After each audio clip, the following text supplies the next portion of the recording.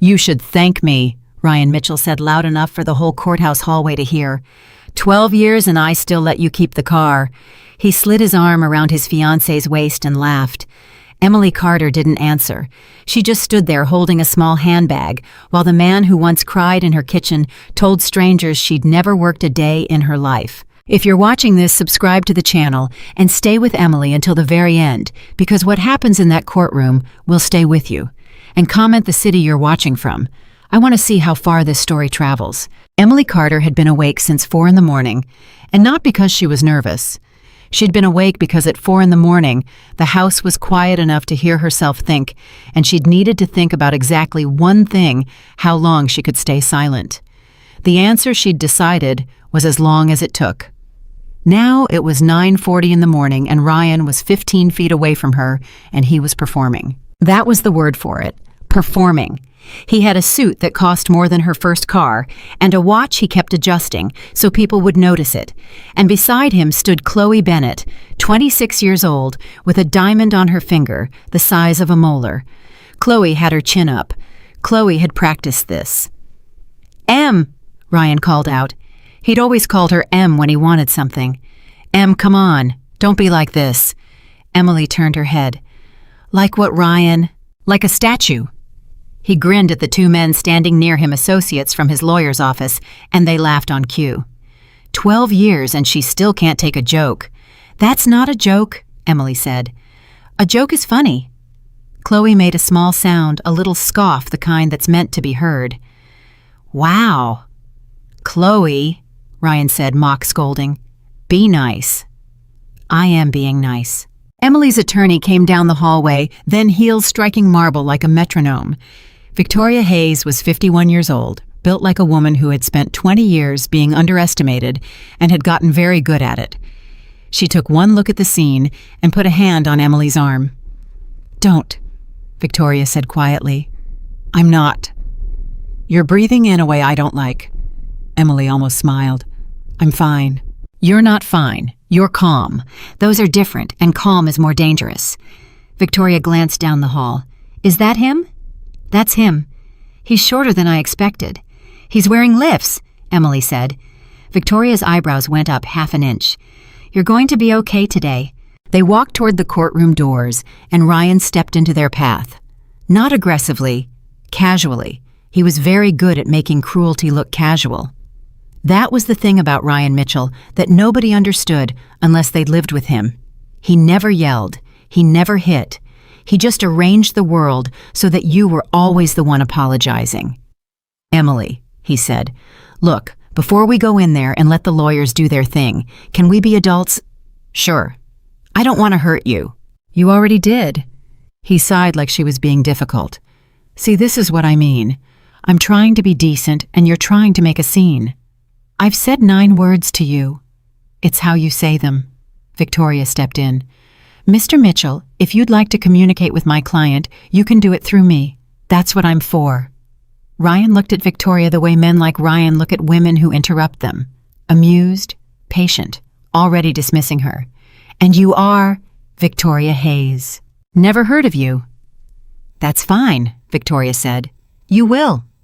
Chloe pulled at Ryan's sleeve. "Baby, let's just go in. She's not worth this." And there it was. Emily felt it hit her chest, a small, blunt thing, and she let it pass through her, the way she'd been letting things pass through her for 6 months. She's not worth this. 12 years of her life summarized by a woman who had known Ryan for 18 months and thought that made her an expert. "Chloe," Emily said. Chloe looked at her, surprised to be addressed directly. "What?" "How long have you been engaged?" 4 months. "Why, no reason." Emily looked at the ring. "It's a beautiful ring." Chloe's chin lifted. "Thank you." "When did he give it to you?" "March." "March?" Emily repeated. "That's nice." Victoria's hand tightened almost imperceptibly on Emily's arm. Emily let herself be steered away, and behind her she heard Chloe say, "What was that about?" And Ryan say, "Nothing. She's just crazy. She's been like that for years." Inside the courtroom, Victoria sat down and opened her briefcase and said very quietly without looking up, "March." "March," Emily agreed. He filed for divorce in January. He did. So, he bought a ring for another woman 2 months after telling a judge his company was insolvent. That's what I heard. Victoria pulled a legal pad toward her and wrote one word on it. Emily couldn't see what it was. "Emily," Victoria said, "I need to ask you something, and I need you to answer honestly, because we're about to walk into a room where honesty is going to be in short supply." "Okay. What do you actually want out of today?" Emily thought about it. "I want him to say it out loud," she said. "Say what? That I didn't do anything, that he built it alone. I want him to look at a judge and say it on the record with his hand up." Victoria studied her. "Why, because he's been saying it in private for 3 years. He said it to his mother. He said it to his friends. He said it to his own daughter." Emily's voice didn't shake. That was the frightening part. "I want him to say it where it counts." Victoria was quiet for a moment. "Emily," she said, "you understand that if he says it and we prove it's a lie, he doesn't just lose the case." "I understand. He loses everything." "I understand," Emily said again. The bailiff called the room to order. Judge Alma Whitfield had been on the family bench in Harris County for 19 years, and there was a look she got sometimes when a case walked into her courtroom that she'd already seen 400 times. She had that look now. She'd read the filings. She'd seen the numbers. She'd seen a lot of men in nice suits explain that they were unfortunately broke. "Mr. Powell," she said, "your client is here." Grant Powell rose. He was 60, silver-haired, expensive, and he'd been doing this long enough to know how to sell a story before he told it. "He is your honor, and I'd like to say at the outset that my client comes to this court in a difficult position. Mitchell International Logistics has suffered catastrophic losses over the past 18 months. Contract cancellations, a failed expansion into the Gulf Corridor. My client has personally guaranteed debt he cannot service. And your position on the marital estate, there isn't one, Your Honor. There's nothing to divide. The company is a liability, not an asset. What my client is proposing in good faith is a settlement that reflects reality, which is," Powell glanced at his notes, $12,000. Emily didn't move. Victoria didn't move either, but her pen stopped. The judge leaned back very slightly. $12,000. "Payable over 24 months, Your Honor." "Payable over 24 months," Judge Whitfield repeated. "Mr. Powell, your client's ex-wife was married to him for 12 years. "Yes, Your Honor. And your position is that 12 years of marriage is worth $500 a month." "My position, Your Honor, is that you cannot divide something that doesn't exist." Behind Emily in the gallery, somebody laughed. She knew that laugh. It belonged to Linda Mitchell Ryan's mother, 73 years old, who had once told Emily at Thanksgiving that a woman who couldn't give a man a son had no business complaining about anything. Victoria stood. "Your Honor, Victoria Hayes for the respondent. We reject the offer." "I imagined you might." "We reject it, and I'd like the record to reflect that we're rejecting it before Mr. Powell finishes making it, because I'd like to save this court some time." Powell smiled thinly. "Ms. Hayes, I understand you're new to this." "I'm not new to anything," Victoria said. "I spent 11 years as a forensic accountant before I went to law school, Mr. Powell. I've read your client's filings. I've read them the way I used to read them for the Department of Justice." She let that sit for exactly 1 second. "And I have questions." Something changed in Powell's face. Not much, but something. Ryan leaned over to him and whispered. Powell whispered back. Ryan whispered again more urgently, and Powell put a hand up. Judge Whitfield saw all of it. "Mr. Powell, is there a problem?" "No, Your Honor." "Because your client seems eager to speak." Powell hesitated. And Ryan, who had never in his life let a room stay quiet when he could fill it, said, "Your Honor, can I say something?" "Ryan," Powell said. "No, I want to say it." Ryan stood up. He had that expression Emily knew so well, the wounded one, the one that had worked on bankers and clients and her for years. "Your Honor, I'm not a bad guy. I'm really not. I loved my wife, I did. But I need somebody in this room to understand something because nobody ever does." "Ryan," Powell said again harder. "I built that company," Ryan said. "Me, alone. From a truck and a phone and a folding table in a garage. I worked 20-hour days. I slept in the cab. I ate gas station food for 2 years while she stayed home." He turned slightly, and his voice cracked, and it was such a good crack. Emily could have applauded. And now that it's gone, now that I've lost everything, she wants a piece of it. Of what? Of the debt of the wreckage. Mr. Mitchell, Judge Whitfield said. Sit down. I'm just saying she didn't do anything. The courtroom went very still. Victoria didn't look at Emily. She didn't need to. She just wrote something on her legal pad, 3 words, and slid it 2 inches to the left so Emily could see it. He said it. Mr. Mitchell, the judge said, sit down or I will have you removed and we will proceed without you, and I promise that you will not enjoy that. Ryan sat. Emily let out a breath she'd been holding for 3 years. The judge called a 15-minute recess before testimony, and the courtroom emptied into the hallway, and that was when Linda Mitchell found her. Emily. Emily turned. Linda, you look tired. I am tired. Linda smiled.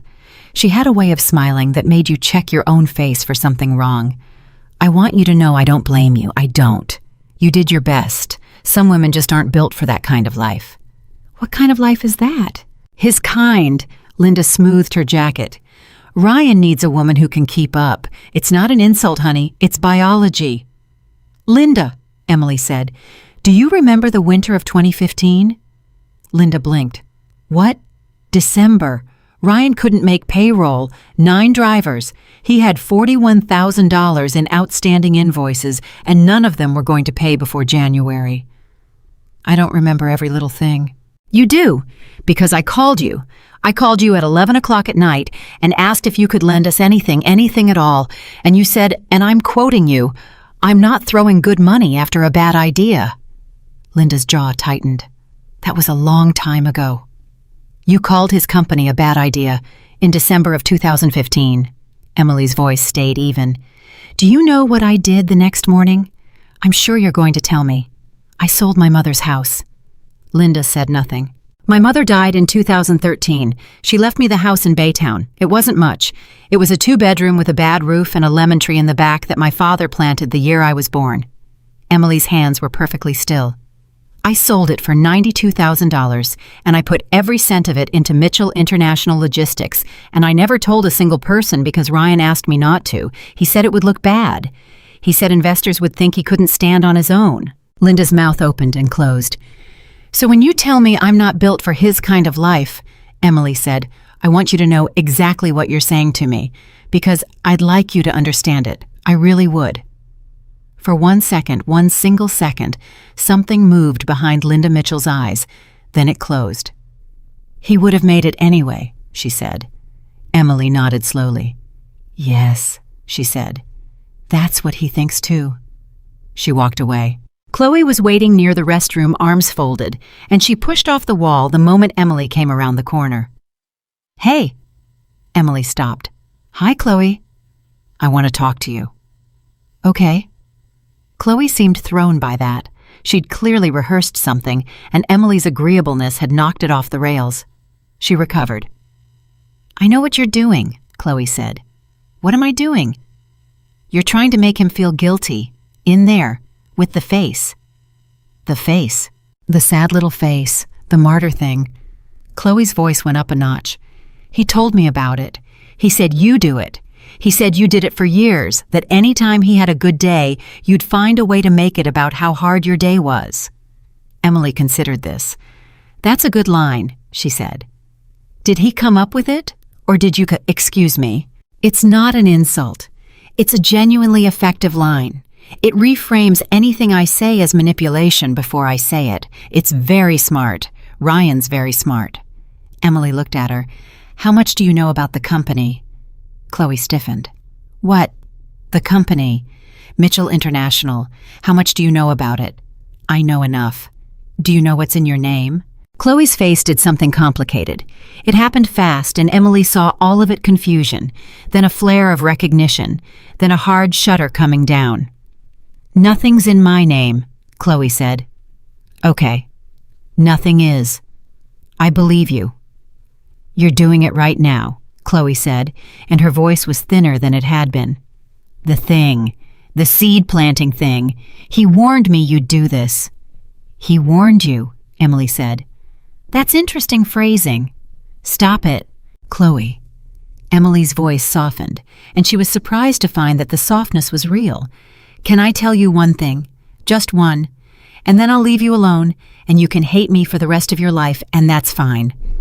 Chloe didn't say yes, but she didn't leave. "When Ryan and I got engaged," Emily said, "he gave me a ring. It cost $400. He'd financed it. He was so ashamed of that ring, Chloe. He apologized for it for years. He told me he'd replace it someday with something real." She paused. "He never did." So he replaced me instead," Emily said. "That's all. That's the whole thing. I just wanted somebody to hear it out loud once." She went into the restroom. She did not cry. She stood at the sink and turned the water on and looked at her own face and thought very clearly and without drama, "I am 43 years old, and I gave a man my mother's house, and he told a judge I didn't do anything." Then she turned the water off and dried her hands and went back out. Her phone buzzed in her handbag. One message, no name attached, just a number she'd memorized without meaning to. "How is it going?" she typed.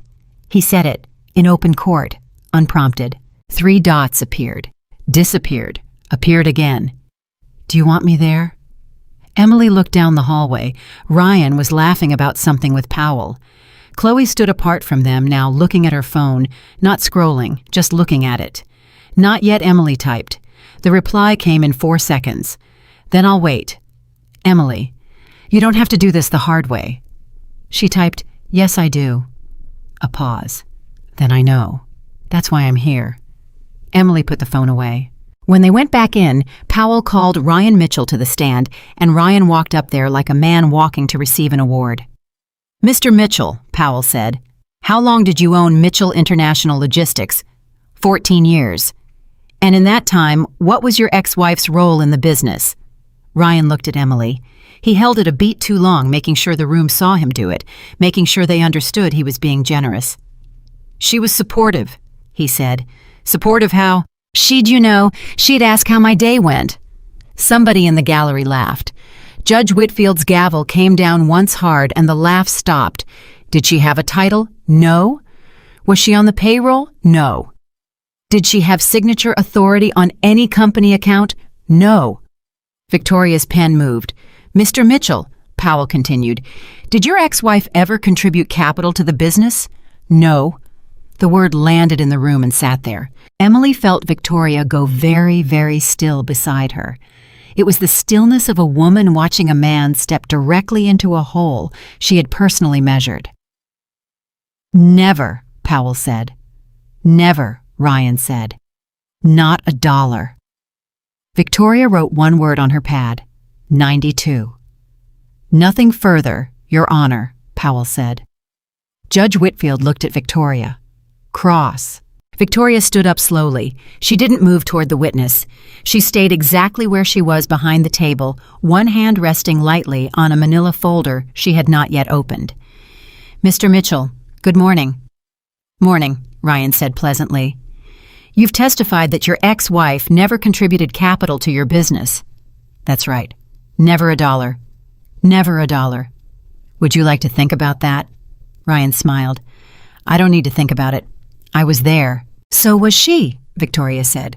"Objection," Powell said. "Is there a question?" "Sustained, Ms. Hayes." "Mr. Mitchell." Victoria's voice didn't change. "In December of 2015, did Mitchell International Logistics make payroll?" Ryan's smile stayed on his face, but it stopped moving.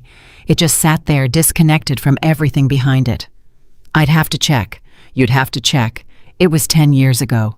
"You just told this court under oath that you remember every one of those years in enough detail to be certain your wife never gave you a dollar, but you can't remember whether you made payroll." "Objection." "Overruled," Judge Whitfield said. "Answer the question, Mr. Mitchell." Ryan shifted. "We made payroll." "You did?" "Yes." "With what?" "With revenue." "Mr. Mitchell, on December 8, 2015, your company had $11,200 in its operating account and a payroll obligation of $38,400. Victoria still hadn't opened the folder. "Would you like to revise your answer?" The courtroom made a sound, not a word, just a collective intake. I don't know where you're getting those numbers, Ryan said. From your bank. That's confidential. It's discoverable, Victoria said.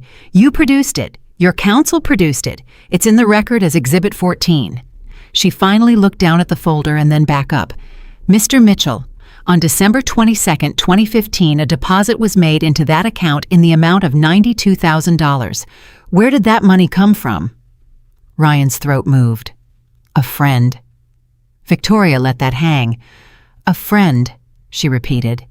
Yeah, a friend loaned it to me. What was the friend's name? I don't recall. You don't recall the name of the person who saved your company. It was 10 years ago. Mr. Mitchell, you have testified this morning that you built this company alone, that you slept in a truck, that you ate gas station food, and that you remember all of it. But you cannot recall the name of the human being who handed you $92,000 in the worst month of your professional life. Objection argumentative. Sustained. Victoria nodded unbothered. I'll withdraw it. Mr. Mitchell, do you know a woman named Ruth Carter?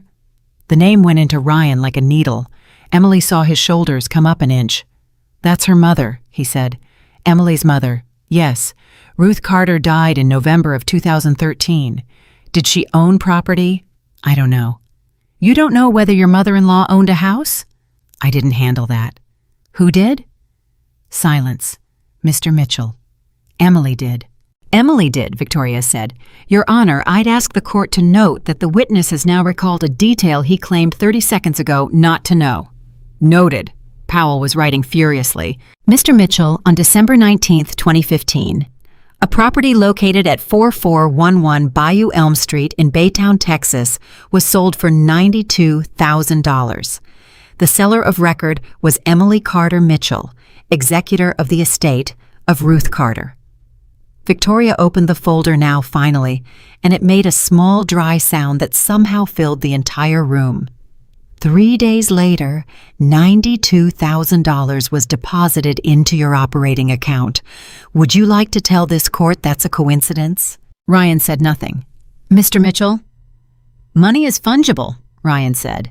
Victoria actually laughed. It was short and genuinely startled, and it was the only unguarded thing she did all morning. Money is fungible, she repeated. Mr. Mitchell, who taught you that phrase, objection. Withdrawn. Victoria set the folder down. Mr. Mitchell, I want to be very precise because you're under oath and this matters. Did Emily Carter sell her deceased mother's house and give you the proceeds to save your business? Ryan looked at his lawyer. His lawyer did not look back. Ryan looked at his mother. Linda Mitchell was staring at the floor. Ryan looked at Chloe, and Chloe was looking at him with an expression Emily recognized instantly because she'd worn it herself in a kitchen in 2019 at 2 a.m. when she'd first understood that the man she'd married would say absolutely anything. Mr. Mitchell, Judge Whitfield said, the question. It was a gift, Ryan said. The room detonated, not loudly. It was worse than loud. It was a low sound. A rolling murmur, 30 people all deciding something about a man at the same moment. The gavel came down 3 times. Order! Order! Judge Whitfield's voice had gone flat and cold. Mr. Mitchell, 10 minutes ago you told this court she never gave you $1. Now you're telling me she gave you $92,000 as a gift. Which is it? It's both, Ryan said. A gift isn't a contribution. Excuse me. A gift isn't a contribution, he repeated, and there was something almost desperate in how reasonable he was trying to sound. You can't contribute to a company you don't own. She gave me money, personally, as my wife. That's not investment, that's marriage. Emily heard herself make a small sound. Victoria's hand found her wrist under the table and pressed once. Hold! Mr. Mitchell, Victoria said, and now she did walk forward slowly and stopped 6 feet from the stand. In 2016, 1 year after that deposit, your company's revenue was $2.1 million. In 2019, it was $14 million. In 2023, it was $61 million. Do you dispute any of those numbers? No. So the $92,000 worked. The company worked. I worked. Mr. Mitchell, in January of this year, you filed a sworn financial affidavit with this court stating that your net personal worth was negative $400,000. That's correct. That's correct, Victoria said. In March of this year, you purchased a diamond engagement ring. Chloe's hand moved to her lap. Objection, Powell said. Overruled, said the judge, and she said it fast. Mr. Mitchell, Victoria said, how much did that ring cost? It's not relevant. How much? I didn't buy it. Victoria stopped. Emily watched her attorney's spine change. It was subtle.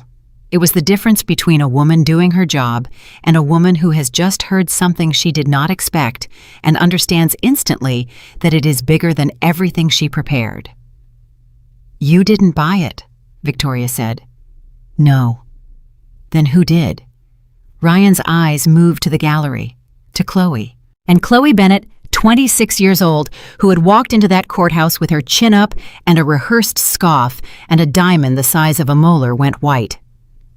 Mr. Mitchell, Victoria said very softly, was that ring purchased with funds from an account held in the name of Chloe Bennett? Objection, Powell nearly shouted. Your Honor, this is wildly outside the scope. It is not, Victoria said. Your Honor, the scope is his sworn statement of assets, and I am asking about an asset. Judge Whitfield looked at Ryan for a long moment. I'll allow it. Answer the question. Ryan opened his mouth, and Chloe stood up in the gallery. Chloe, Ryan said, sit down. You said it was your money. Chloe, you told me it was your money. Her voice broke in the middle, an ugly real break, nothing like his.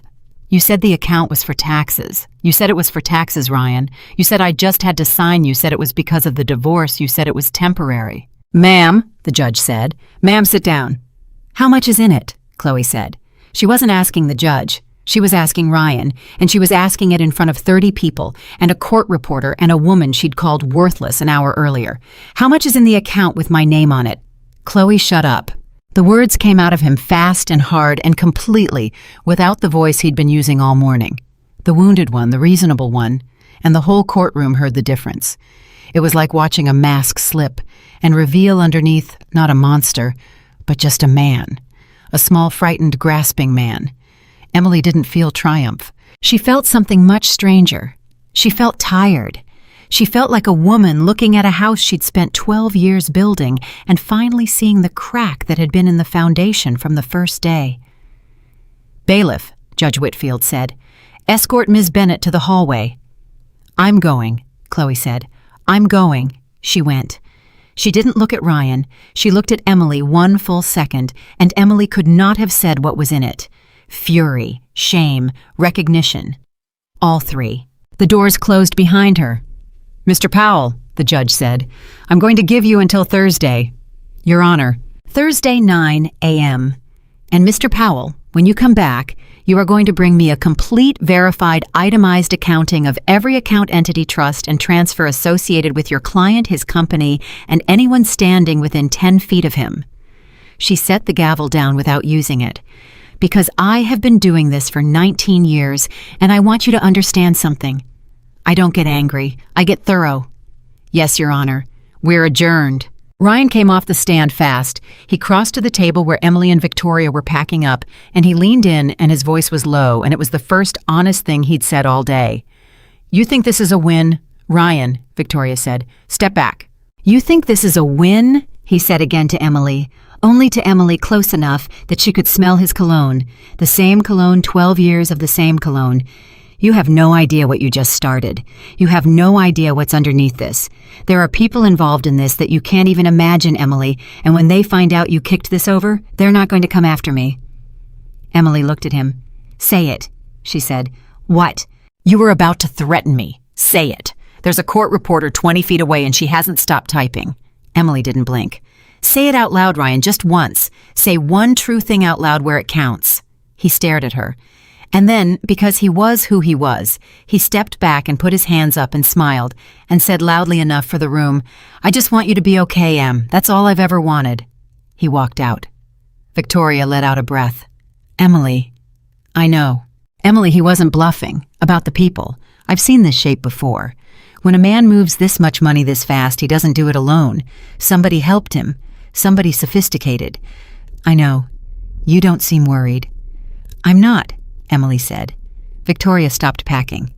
Why not? Emily's phone buzzed. She took it out and read it, and her face did not change at all. "Emily," Victoria said, "why aren't you worried?" Emily looked up. "Because 6 weeks ago," she said, "somebody bought Ryan's debt." Victoria went absolutely still. "What? All of it? Every note, every guarantee, every line of credit he personally signed for. Somebody went to every bank in Houston and bought the paper on Mitchell International Logistics." Emily put her phone away. "Ryan doesn't know. The banks aren't required to tell him. He thinks he still owes money to institutions." "Emily." Victoria's voice had dropped to almost nothing. "Who?" Out in the hallway, through the doors, they could hear Chloe Bennett shouting, and Ryan Mitchell saying her name over and over, and Linda Mitchell telling somebody that this was all a misunderstanding. Emily picked up her handbag. "Somebody who reads bank statements the way other people read the paper," she said. "Somebody who found something in Ryan's accounts 8 weeks ago and called me at 11 o'clock at night and said, 'Emily, I need you to sit down.'" "Emily, who is he?" Emily walked to the courtroom doors and put her hand on them. "He's parked across the street," she said. "He's been there since 8 this morning. He offered to come in and end this in 4 minutes. I told him no." "Why?" "Because I wanted Ryan to say it first," Emily said. "And he did. He said it under oath in front of a judge with his hand up. He said I didn't do anything." She pushed the doors open. "So now," Emily said, "we get to show him exactly what I did." 11:20 in the morning, and the hallway outside courtroom 3B had turned into a small, ugly weather system. Chloe Bennett was standing near the elevators with her arms wrapped around herself, and Ryan was in front of her doing the thing he did, the thing Emily had watched him do to bankers and clients and drivers, and once memorably, a police officer in Galveston. He was lowering his voice. He was making it intimate. He was making it so that anyone who interrupted would be the rude one. "Baby, baby, look at me. Look at me. Don't touch me. I'm not touching you. You are literally touching me, Ryan." He took his hand off her arm and held it up, palm out, wounded. Okay. See, this is what she does. This is exactly what she does. She gets in your head, and then all of a sudden I'm the bad guy for standing near you." "She didn't get in my head," Chloe's voice cracked. "You put my name on a bank account. For taxes. Say the number. Chloe, say the number, Ryan." She was shaking, and she was 26, and she had walked into that building 4 hours ago, believing she was the winner of something. "How much is in it?" Ryan looked past her down the hall, checking who was watching. That was his answer. Emily, standing 30 feet away, with Victoria, saw it land on Chloe like a slap. "Oh my God," Chloe said. "It's not what you think." "How much?" "It's a number on a screen. It doesn't mean anything. It's a placeholder." "How much?" A bailiff started toward them. Ryan put both hands up again and stepped back and smiled at the bailiff.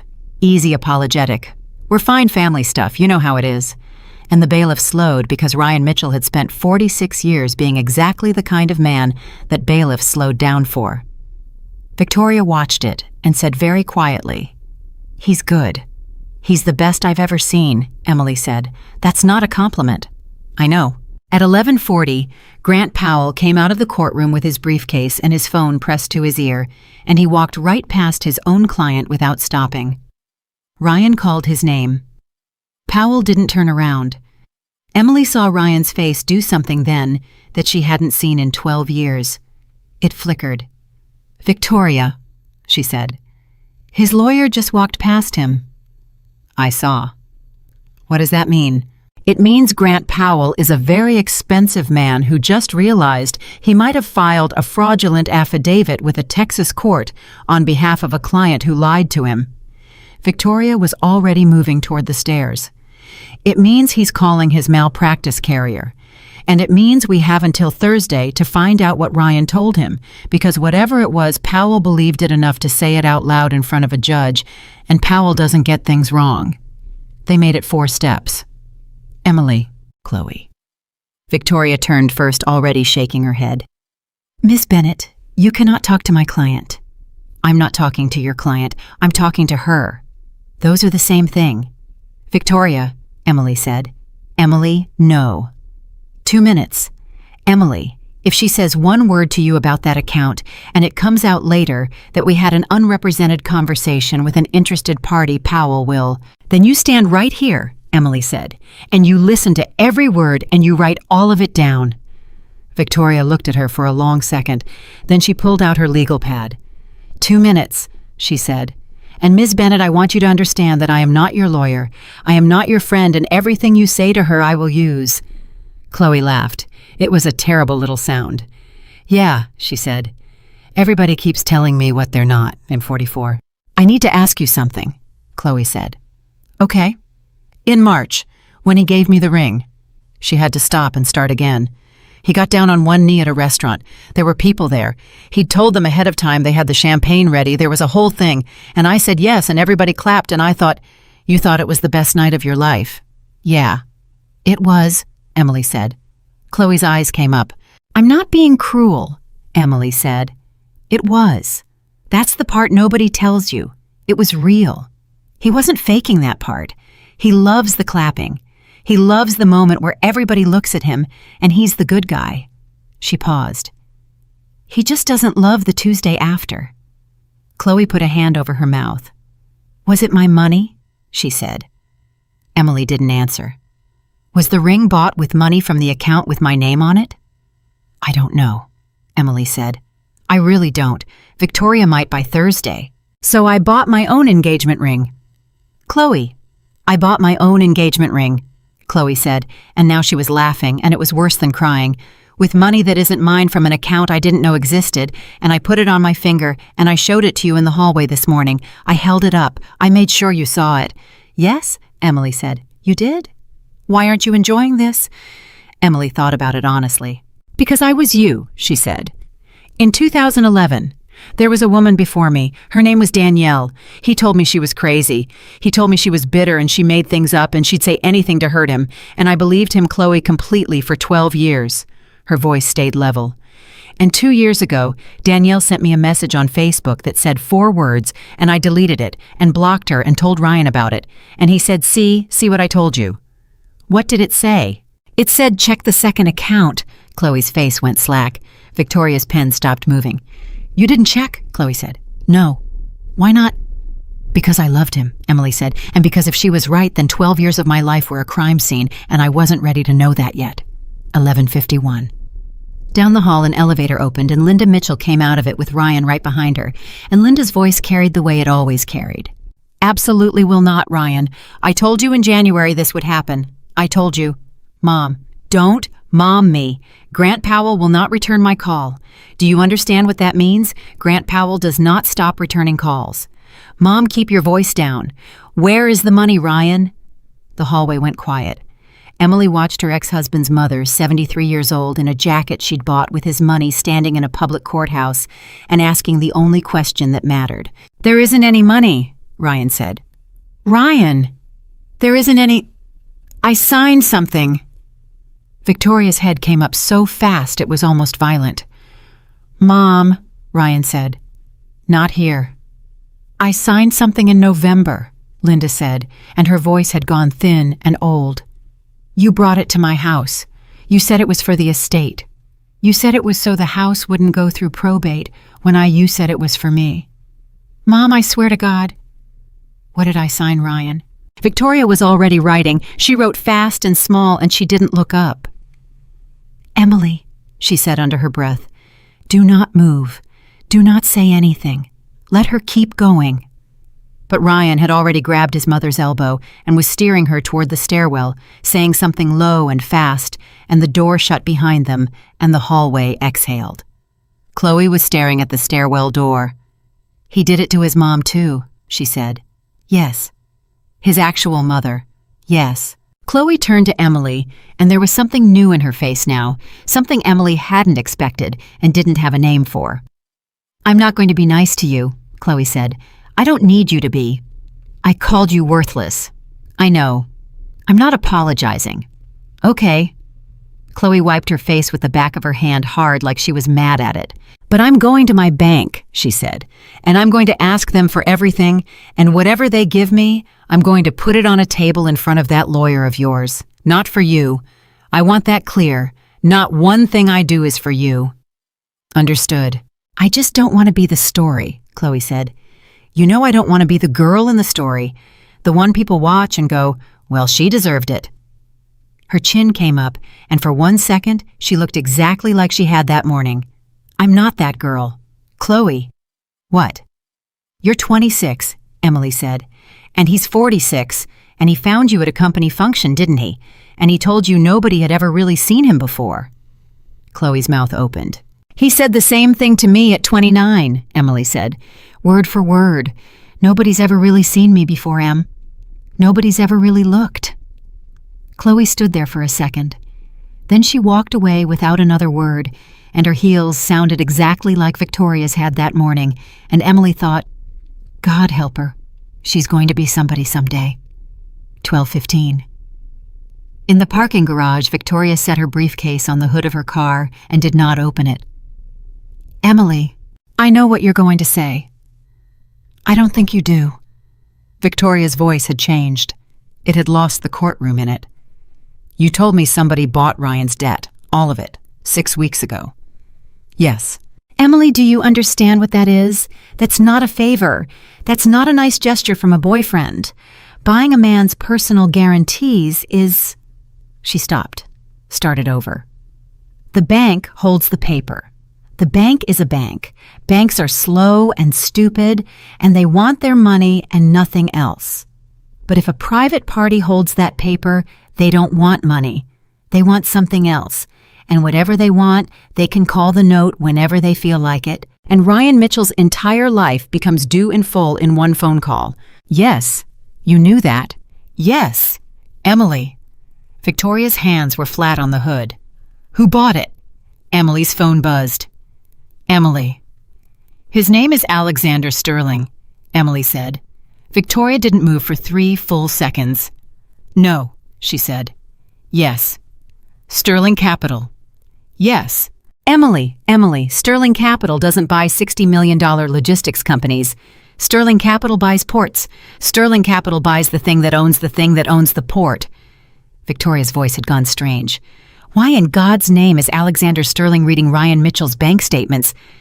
"That's the question," Emily said. "But that's not an answer." "No," Emily said, "it isn't." And that right there was the first moment Victoria Hayes felt something cold move through her, because she had spent 11 years as a forensic accountant, and she had just realized that the woman she was representing had not told her everything. 12:40. Emily got into a black car parked on the far side of Congress Street, and the man behind the wheel didn't say hello. He handed her a bottle of water and waited until she'd taken a drink. "You look like you haven't eaten," Alexander Sterling said. "I haven't." "Emily, I'll eat." "That's not what I mean." He didn't start the car. "You've been in there 4 hours. What did he say?" "He said I never gave him $1. Under oath.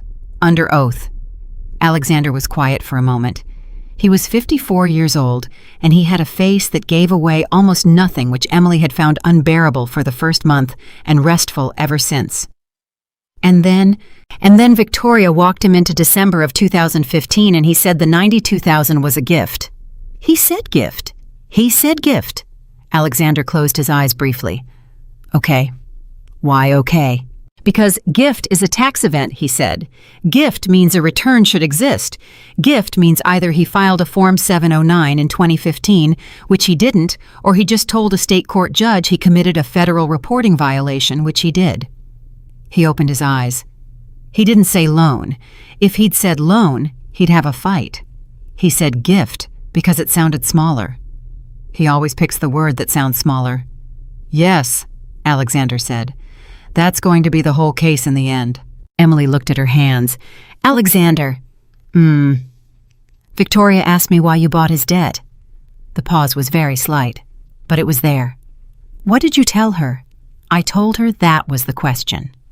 "Emily, you called me at 11 o'clock at night 8 weeks ago," Emily said. "You told me to sit down. And then you told me my husband had moved $4.1 million through a shell in Delaware in 11 days, and I asked you how you knew, and you said, 'I'll explain when it's over.' I did say that. It's not over. No." "Alexander." Her voice didn't rise. It never rose. That was the thing about Emily Carter that people learned too late. You've never once told me why you were looking. Alexander Sterling sat with both hands on the wheel of a car he hadn't started. Emily, he said, if I tell you now, you will walk back into that courtroom on Thursday, knowing something you cannot unknow, and Grant Powell will see it on your face in 9 seconds. He is very good. It is what he is paid for. So it's bad. It's not bad. Then say it. It's not bad, Alexander said. It's big. Emily turned in her seat and looked at him. How big? Ryan Mitchell did not hide $4 million because he's a greedy man going through a divorce, Alexander said. Greedy men going through divorces hide $400,000. They buy a boat and put it in their brother's name and they think they're geniuses. He finally looked at her. Ryan moved $4.1 million through 3 jurisdictions in 11 days with correct documentation, correct timing, and a Delaware entity that was formed in 2019. Emily. He didn't learn that on the internet. The car was silent. Somebody taught him, Emily said. Somebody has been teaching him for 6 years. Who, Emily? Who, Alexander? That's what I'm going to explain, he said, when it's over. And Emily Carter, who had not cried in that courthouse, who had not cried when a man told a judge she'd done nothing, who had not cried when a girl named Chloe found out she'd bought her own ring, sat in a parked car on Congress Street, and felt her eyes burn and hated it. I sold my mother's house, she said. I know. I sold my mother's house and there was a lemon tree in the back and I let them take it, and I never told anybody for 10 years because he asked me not to. Her voice finally moved, just slightly. And you're telling me that the whole time I was keeping his secret, he had a different one. Alexander didn't reach for her. That was the thing she'd noticed about him in the first week and hadn't understood until the 3rd month. He never reached first. Emily, he said, do you want to stop? What? Do you want to stop? He said it plainly. Say the word and I make a phone call, and by 5 o'clock this afternoon, every note Ryan Mitchell personally guaranteed comes due, and he is finished by dinner, and you never have to walk into that room again. That's not a threat, and it's not a favor. It's a Tuesday for me. Say the word. Emily wiped her face once efficiently. No, she said. Why? Because if you do it, then that's the story. She looked out the window. Billionaire crushes ex-husband. That's what people will say. They'll say I got lucky. They'll say I traded up. They'll say Ryan Mitchell was destroyed by a rich man and I was standing nearby. Her jaw set. Nobody will ever say what actually happened. And what actually happened? A woman gave a man everything she had, Emily said, and he spent 10 years building a story where she gave him nothing, and he told it so well that his own mother believed it, and his fiancée believed it, and for a while I believed it too. Alexander nodded slowly. Okay, he said. Okay. You want him to lose to you. He started the car. Not to me. Yes. Then he loses to you, Alexander said. Emily, one condition, which is Thursday when Powell puts you on that stand, and he will. He's going to ask you about me. He's going to ask when we met. He's going to ask what I do. He is going to try to make 12 years of your life disappear behind one sentence about a rich boyfriend, and it will take him about 40 seconds. Alexander pulled out into traffic. You need to answer it before he asks it. How? Tell the truth first, he said. It's the only trick there is. It's the only trick that's ever worked. 2:15 that afternoon, Victoria Hayes was in a conference room with 61 pages of bank records spread across a table when her phone rang from a number she didn't know. Hayes. Ms. Hayes, this is Grant Powell. Victoria sat back very slowly. Mr. Powell, I'd like to talk to you off the record. There is no off the record. There's this one, Powell said. Victoria closed the folder in front of her. Talk. I've represented Ryan Mitchell for 6 years, Powell said. 6. I did his 2019 restructuring. I did his 2021 credit facility. He's been at my daughter's wedding. A pause. Ms. Hayes, in January, when I filed that affidavit, I asked him directly. I asked him twice. I said, Ryan, is there anything in this document that a forensic accountant could take apart? And he looked at me and he said no. And now I want to know where you got Exhibit 14, Powell said. Because I produced it. My office produced it. And Ms. Hayes, I have been going through my own production files since 11 o'clock this morning, and I want you to understand what I'm about to tell you, because I have never said this to opposing counsel in 31 years. Victoria's hand was already reaching for her pen. Say it. That page wasn't in it, Powell said. The room was very quiet. What? The December 2015 statement, the $92,000 deposit. It was not in my production, Ms. Hayes. It was never in my production. I pulled the file, I pulled the index, I pulled the transmittal receipt with the Bates numbers. His voice had gone flat. Exhibit 14 has a Bates number from my office on it, and the document behind that Bates number in my file is a blank page. Victoria stood up. You're telling me somebody put a document into your production? I'm telling you, somebody replaced a document in my production, Powell said. Somebody took out a blank page and put in a real one and gave it my number, and Ms. Hayes, that page has been sitting in the court's record for 4 months, and nobody noticed, including me, including my associates, including... He stopped, including the man who scrubbed it in the first place. Powell? Victoria's mouth had gone dry. Are you saying your client removed it? I'm saying somebody removed it in 2015, Powell said, and somebody put it back 6 weeks ago. Victoria looked at the 61 pages on the table in front of her. 6 weeks ago. Ms. Hayes. She didn't answer. Ms. Hayes, are you there? Mr. Powell, Victoria said. I need to call you back. She hung up and stood in that conference room with her heart going hard and did the math she did not want to do. 6 weeks ago, somebody bought every note Ryan Mitchell had ever signed. 6 weeks ago, a page appeared in a 4-month-old court file that proved Emily Carter sold her dead mother's house to save her husband's company. 6 weeks ago, Alexander Sterling had picked up a phone at 11 at night and told a woman to sit down. Oh, Victoria said out loud to an empty room. 3:50. Emily answered on the second ring. Victoria, I need you to tell me the truth right now, and I need you to do it in 1 sentence. Okay. Did Alexander Sterling put a document into Grant Powell's production file? Silence. Emily. I don't know, Emily said. That is not a no. It's not a no, Emily said. It's the truth. I don't know. Victoria closed her eyes. Emily, listen to me very carefully. If that page was inserted, then Thursday isn't a hearing, it's a hand grenade. Powell will move to strike the judge, will order an evidentiary inquiry, and the entire question stops being, did Ryan Mitchell hide money, and becomes, did Emily Carter's billionaire boyfriend tamper with a court record? She was pacing now. Do you understand? He hands them the story. The one you said you didn't want. He hands it to them wrapped in a bow, and you will lose. And you will lose in a way that follows you for the rest of your life. I understand. Do you... Victoria, Emily's voice was very steady. That page is real. Real isn't the point. It's the only point, Emily said. It's my mother's house. It happened. He took it. Whatever hand put that page back in that file, the page is true, and Ryan Mitchell sat on a witness stand this morning and said the word gift. Victoria stopped pacing. Emily, she said, I have one more question, and I want you to think before you answer, because I'm going to have to live with it. Ask. Did you know what, 6 weeks ago, when Sterling called you, when he said sit down?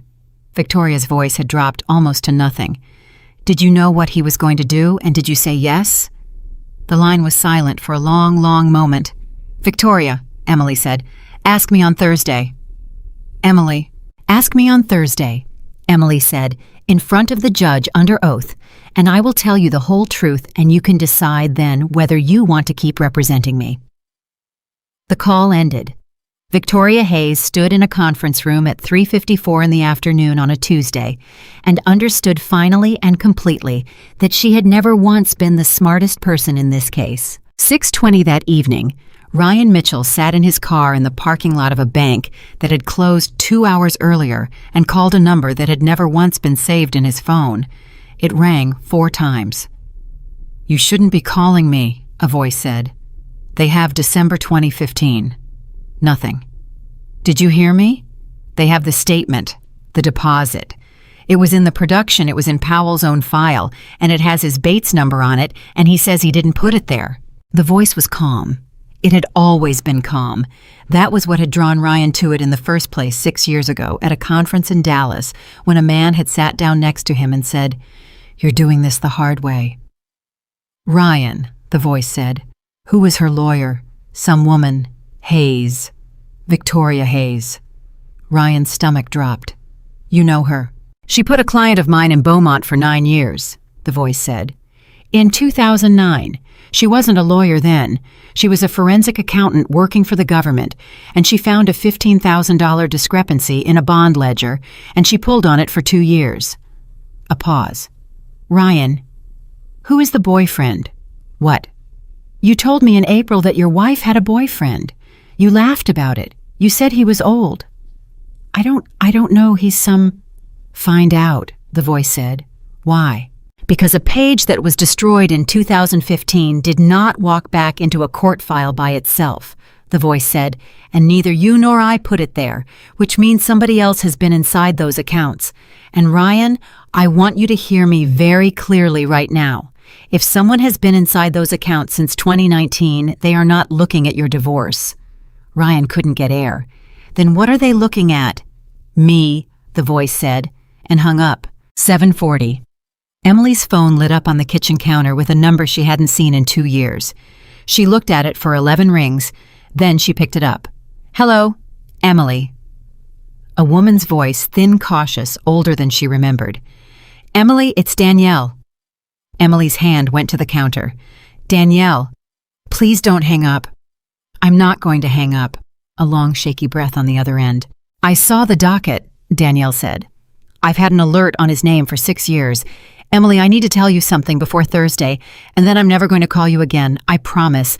I swear to God." "Danielle, 2 years ago I sent you a message that said check the second account. I remember. You blocked me." "I did." Emily's throat closed. "Danielle, I'm sorry. I don't want an apology." Danielle's voice was breaking. "Emily, listen to me. I didn't send you that message because I was bitter. I didn't send it because I hated him." A ragged sound. "I sent it because a man called me in 2024. He called me out of nowhere, and he asked me about 2019, and he knew things, Emily. He knew things about Ryan that I never told anyone, things I didn't know, and I got scared, and I sent you 4 words, and then I moved to Arizona." Emily's hand was flat on the counter, holding her up. "Danielle, what was the man's name?" "He didn't give me a name." "What did he sound like?" "Calm," Danielle said. "God, he was so calm. He said one thing at the end, and I've thought about it every day for 2 years." "What did he say?" "He said, 'When you hear from Emily Carter, tell her I've been waiting a long time.'" The phone was very quiet. Out in the driveway, headlights swung across the front of the house, and a black car came to a stop, and a man got out and stood there in the dark, waiting to be invited in, the way he always did, because Alexander Sterling never reached first. Emily opened the door before he knocked. "Danielle just called me." Alexander Sterling stood there with his hands at his sides and didn't say anything for a moment. Then he nodded once slowly, the way a man nods when a thing he's been expecting for 2 years finally arrives on schedule. "Okay," he said. "That's it. Okay. Emily, can I come in?" "No." He accepted that. He stood right where he was. "She said a man called her in 2024, Emily said. She said he knew things about Ryan she'd never told anybody. She said he was calm." Her voice was doing something she couldn't control now, and she hated it, and she kept going anyway.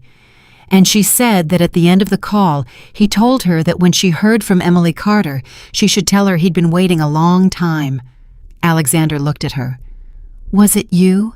Emily said. "Yes." 8:02 on a Tuesday night, and Emily Carter felt the floor tilt about 4 degrees. "You called her," she said. "Yes.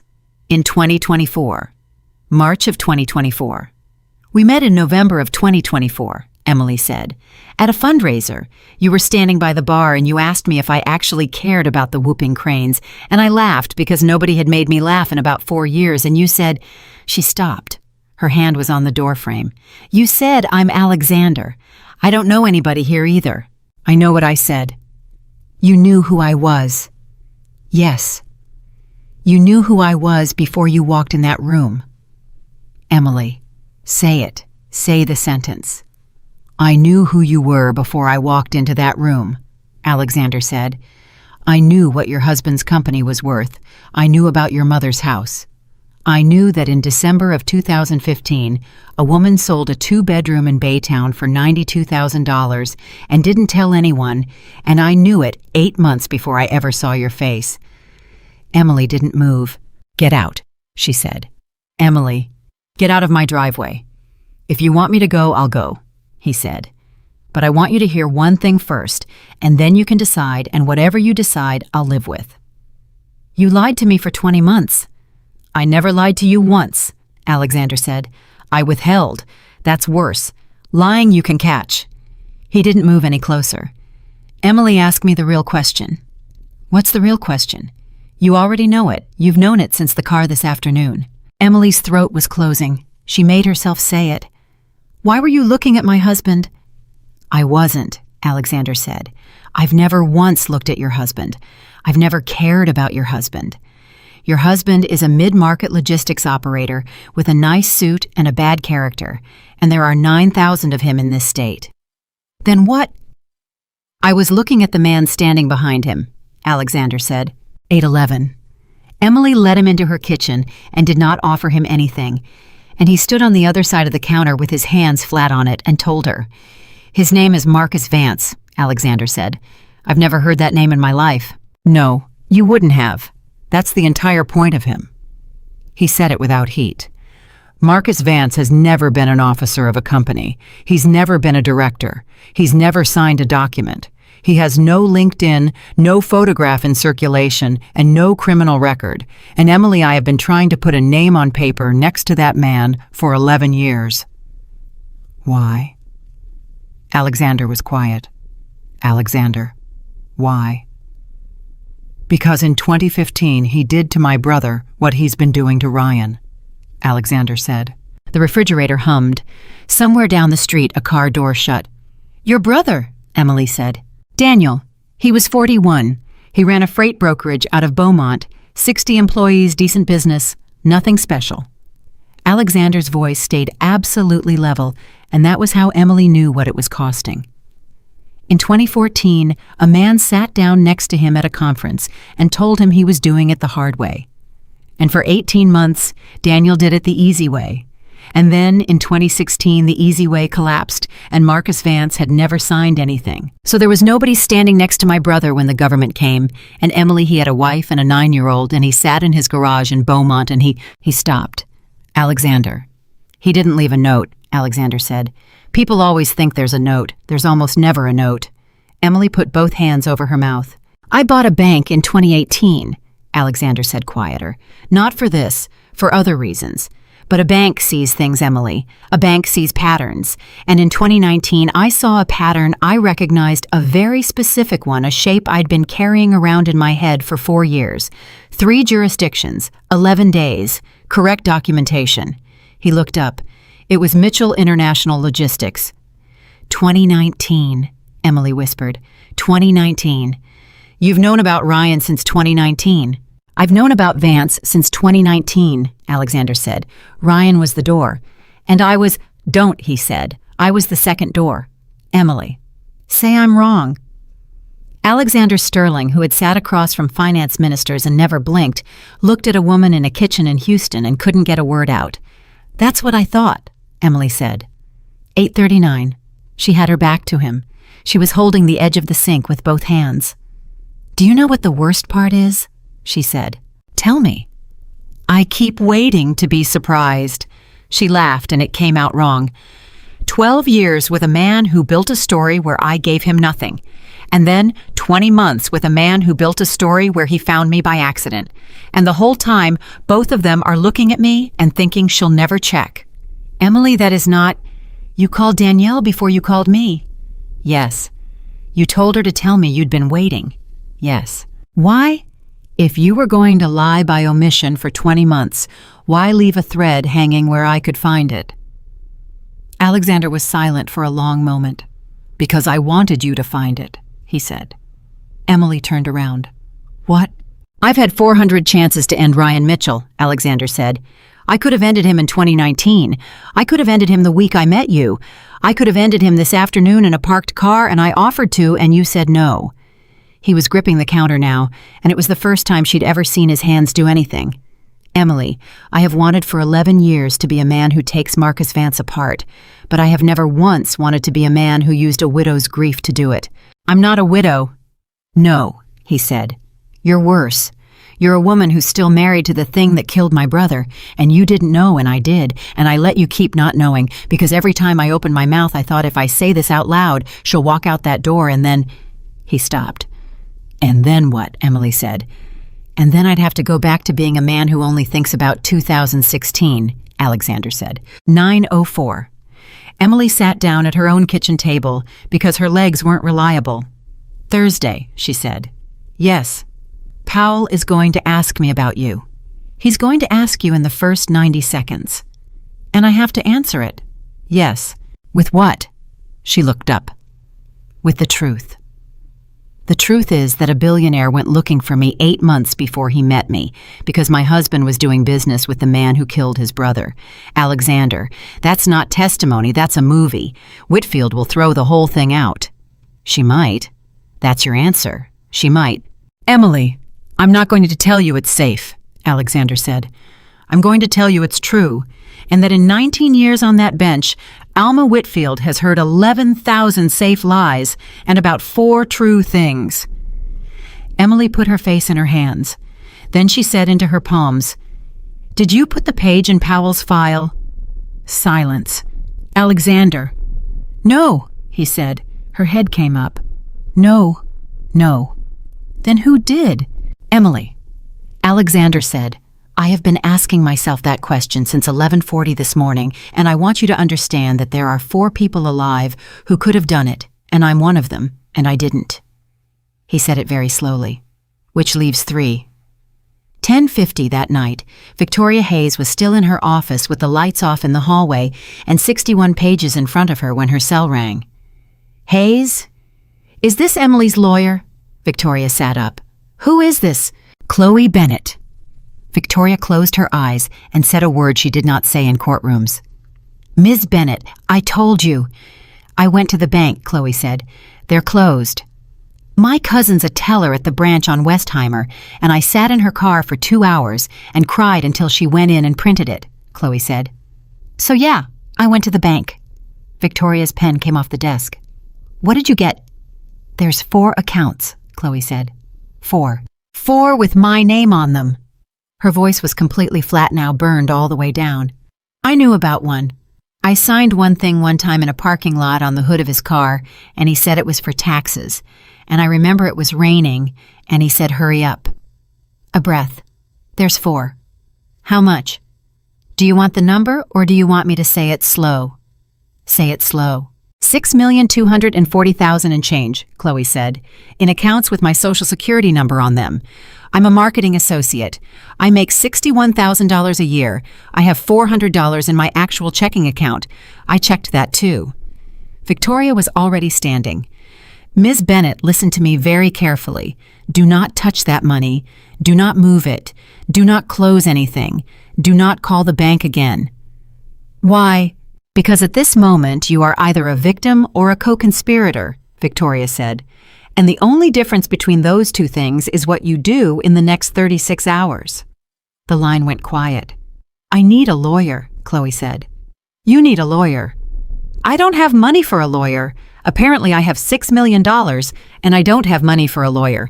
She laughed, and it broke apart. "That's funny, right? Somebody should tell me that's funny." "Ms. Bennett."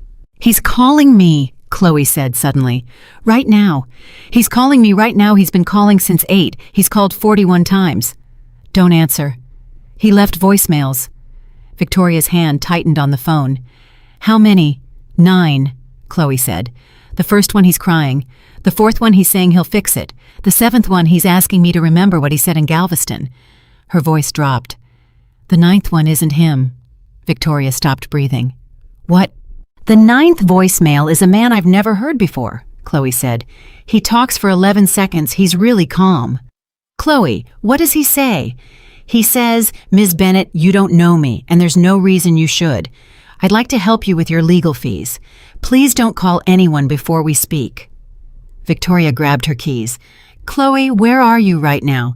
"In my cousin's car." "Stay there. Do not go home. Do not go to your apartment. Do not go to your mother's. Do not go anywhere he's ever driven you." Victoria was already in the elevator. "And Chloe, do not delete that voicemail. Do you understand me? That voicemail is the single most valuable object in the state of Texas right now." 6:42 Wednesday morning. Linda Mitchell called her son 11 times before he picked up. "Mom, I went to my bank." Ryan's voice changed instantly. Mom, listen." "There's a lien on my house," Linda said. "There is a lien on my house, Ryan. The house your father bought in 1978. The house you were brought home to." She wasn't shouting. That was the terrible part. "I signed something in November, and you told me it was so it wouldn't go to probate, and there is a lien on my house for $280,000. Mom, it's temporary. Is it?" Yes, I swear it's a bridge. It's paper. It doesn't mean." "Ryan," Linda said, "in that courtroom yesterday, that woman said Emily sold her mother's house." Silence. "Is that true? Mom, is that true?"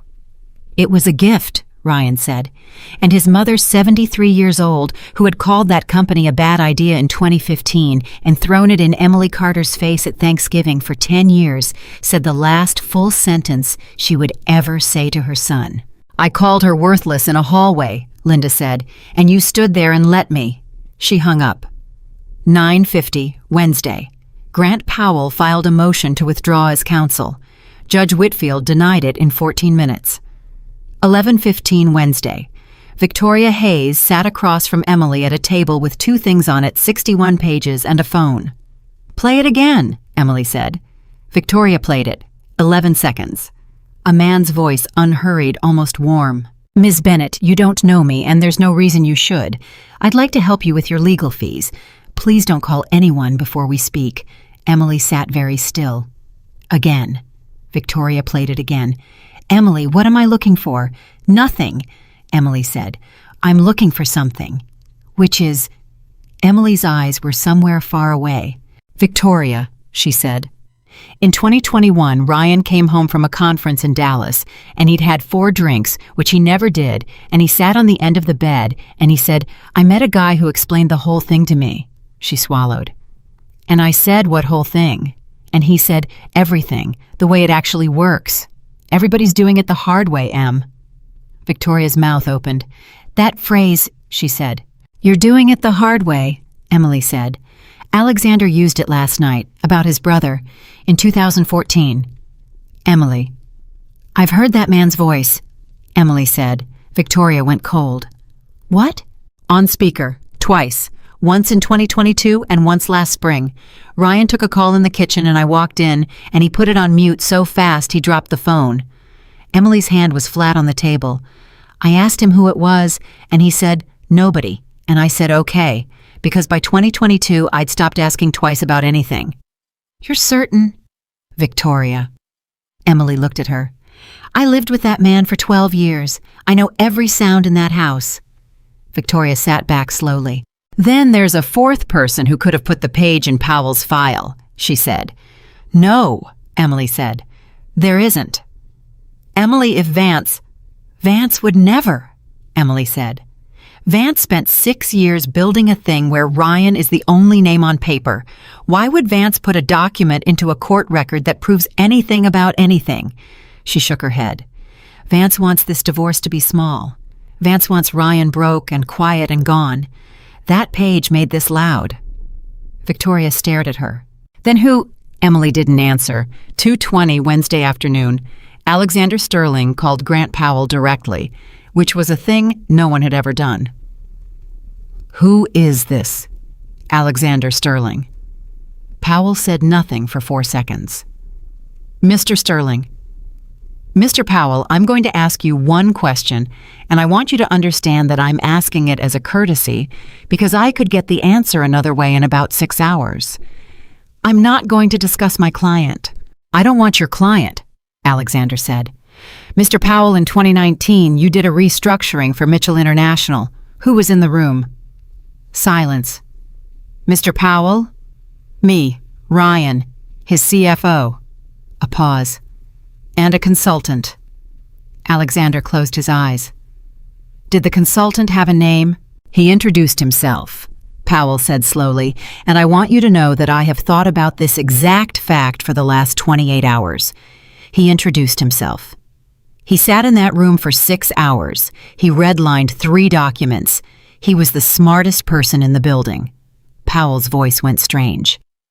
And Mr. Sterling, I have gone through my entire file from 2019, every page, every sign-in sheet, every engagement letter, every invoice. And he isn't in it, Powell said. He isn't anywhere. There's no record that man was ever in my office. Mr. Powell, Alexander said. What was his name? Marcus, Powell said. He said his name was Marcus, and he never gave a last one, and I never asked because Ryan said he was fine, and in 2019, Ryan Mitchell was a client who paid on time. A long breath. Mr. Sterling, 31 years. 31 years I've been doing this, and I never asked. 8:58. Thursday morning. The hallway outside courtroom 3B was full, and it was full because word had gotten around the building the way it does, and there were reporters now, and 2 of them, and neither of them knew yet what they were looking at. Ryan Mitchell stood alone. That was the thing Emily noticed first, walking in with Victoria. There was no mother. There was no fiancé. There were no associates laughing on cue. There was one man in a suit that had cost more than her first car standing in a hallway with nobody within 15 feet of him. He saw her. He came straight across.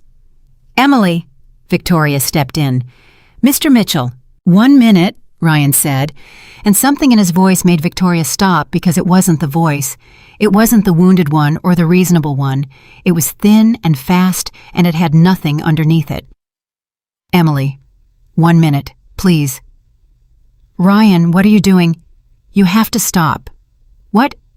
You have to stop this, he said. Today. Right now. Take the 12,000, take 100,000, take anything, name it. I'll sign it in the hall. I'll sign it right here. Emily stared at him. Yesterday you told the judge you had nothing. Emily. Yesterday you told a judge, please, Ryan said, and Emily Carter, 43 years old, looked at her ex-husband and saw for the first time since 2015 an expression on his face that was not manufactured. He was terrified. Ryan, she said slowly, are you scared of me? No. Then who are you scared of? His eyes went to the doors. Emily, you don't understand what's in that room. Ryan, what's in that room? It's not what, Ryan said. It's who? 9:01. Judge Alma Whitfield took the bench and looked at a courtroom that was standing room only, and she did not look pleased about it. Mr. Powell, do you have the accounting I asked for? Powell stood. He looked like a man who had not slept in 40 hours because he was. Your Honor, I do not. The room made a sound. Excuse me. Your Honor, I filed a motion to withdraw yesterday which this court denied, and I'm going to say something now on the record that I would prefer not to say. He put both hands on the table. I have been unable to produce a complete accounting because I no longer have confidence that any document my client has given me in 6 years is what he told me it was. Ryan turned in his chair. Grant, sit down, Powell said without looking at him. Mr. Powell, Judge Whitfield said, are you telling this court you cannot comply with an order? I'm telling this court I cannot comply honestly, Powell said, and I'd rather be sanctioned than the alternative. The gavel didn't come down. Whitfield just sat there for a moment. Ms. Hayes, she said, do you have something? Victoria stood. Your Honor, I have a witness. Whose name is not on your list? No, Your Honor. Ms. Hayes, we don't ambush people in my courtroom. Your Honor, my witness was not on my list yesterday because yesterday she was the opposing party's fiancé. The courtroom detonated. Whitfield's gavel came down 4 times, and it took 11 seconds to get quiet, and when it did, Grant Powell was standing very slowly, like a man who has heard a sound in his house at night. Your Honor, he said, I'd like a recess. You would? Your Honor, I'd like it very badly. Denied, said Judge Whitfield. Ms. Hayes, call your witness. And Chloe Bennett walked in through the side door. She wasn't wearing the ring. Emily saw Ryan's shoulders come up an inch. the same inch they'd come up at the name Ruth Carter, and she watched him lean toward Powell and start whispering fast, and she watched Grant Powell physically move his chair away from his own client. Chloe was sworn. She sat down. She looked at nothing. "Ms. Bennett," Victoria said, "how many bank accounts exist in your name?" 4. "How many did you know about?" 1. "How much money is in accounts bearing your name and social security number?" Chloe's chin came up. $6,240,000, she said, "and change." The sound in that room was something Emily would remember for the rest of her life. It wasn't shouting. It was 30 people learning something at once, and none of them having anywhere to put it. Whitfield didn't reach for the gavel. She was looking at Ryan Mitchell. "Ms. Bennett," Victoria said, "on Tuesday night, did you receive a voicemail from a man you did not know?" "Objection," Powell said. "Hearsay Foundation and Your Honor. I have no idea what's coming." "Neither do I," Whitfield said. "Overruled. Answer." "Yes," Chloe said. "Do you still have it?" "Yes." "Your Honor," Victoria said, "I'd ask the court's permission to play 11 seconds of audio." "Your Honor," Powell started. "Mr. Powell," Judge Whitfield said, "in 19 years I have never once wanted to hear something as much as I want to hear this. Sit down. Ms. Hayes, play it."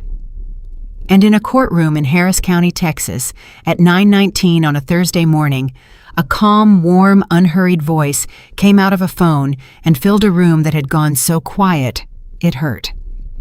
"Ms. Bennett, you don't know me and there's no reason you should. I'd like to help you with your legal fees. Please don't call anyone before we speak." Emily wasn't looking at the phone. She was looking at her ex-husband. Ryan Mitchell had gone the color of paper, and he wasn't looking at the phone either. He was looking at the back doors of the courtroom, and he was looking at them the way a man looks at a thing he has been waiting for since Tuesday. "Ms. Bennett," Victoria said, "do you know who that is?" "No." "Mr. Mitchell does." "Objection." "Sustained," Whitfield said. "Ms. Hayes, watch yourself." "Your Honor." "I'll withdraw it because I don't need it." Victoria turned.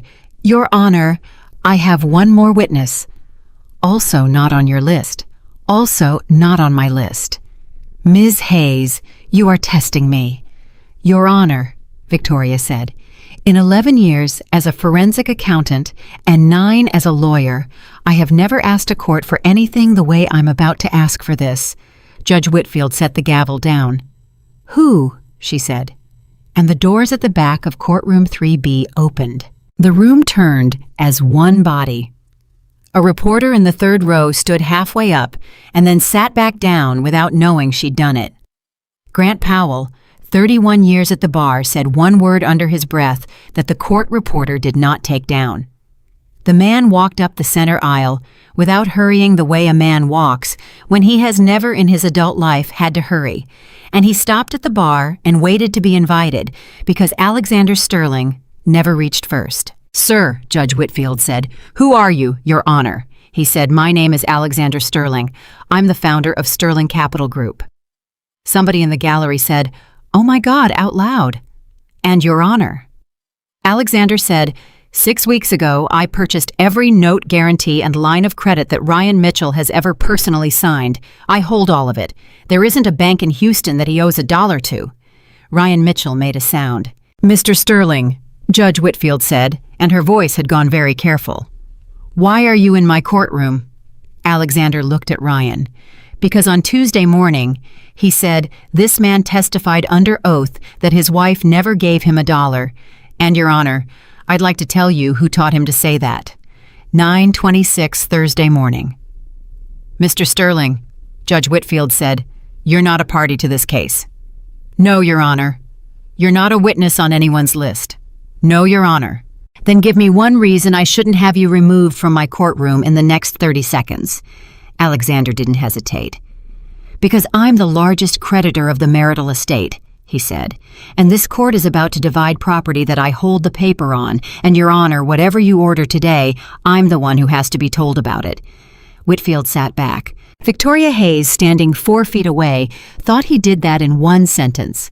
He walked into a Texas family court with no standing and gave himself standing in one sentence. "Mr. Powell," the judge said. "Objection."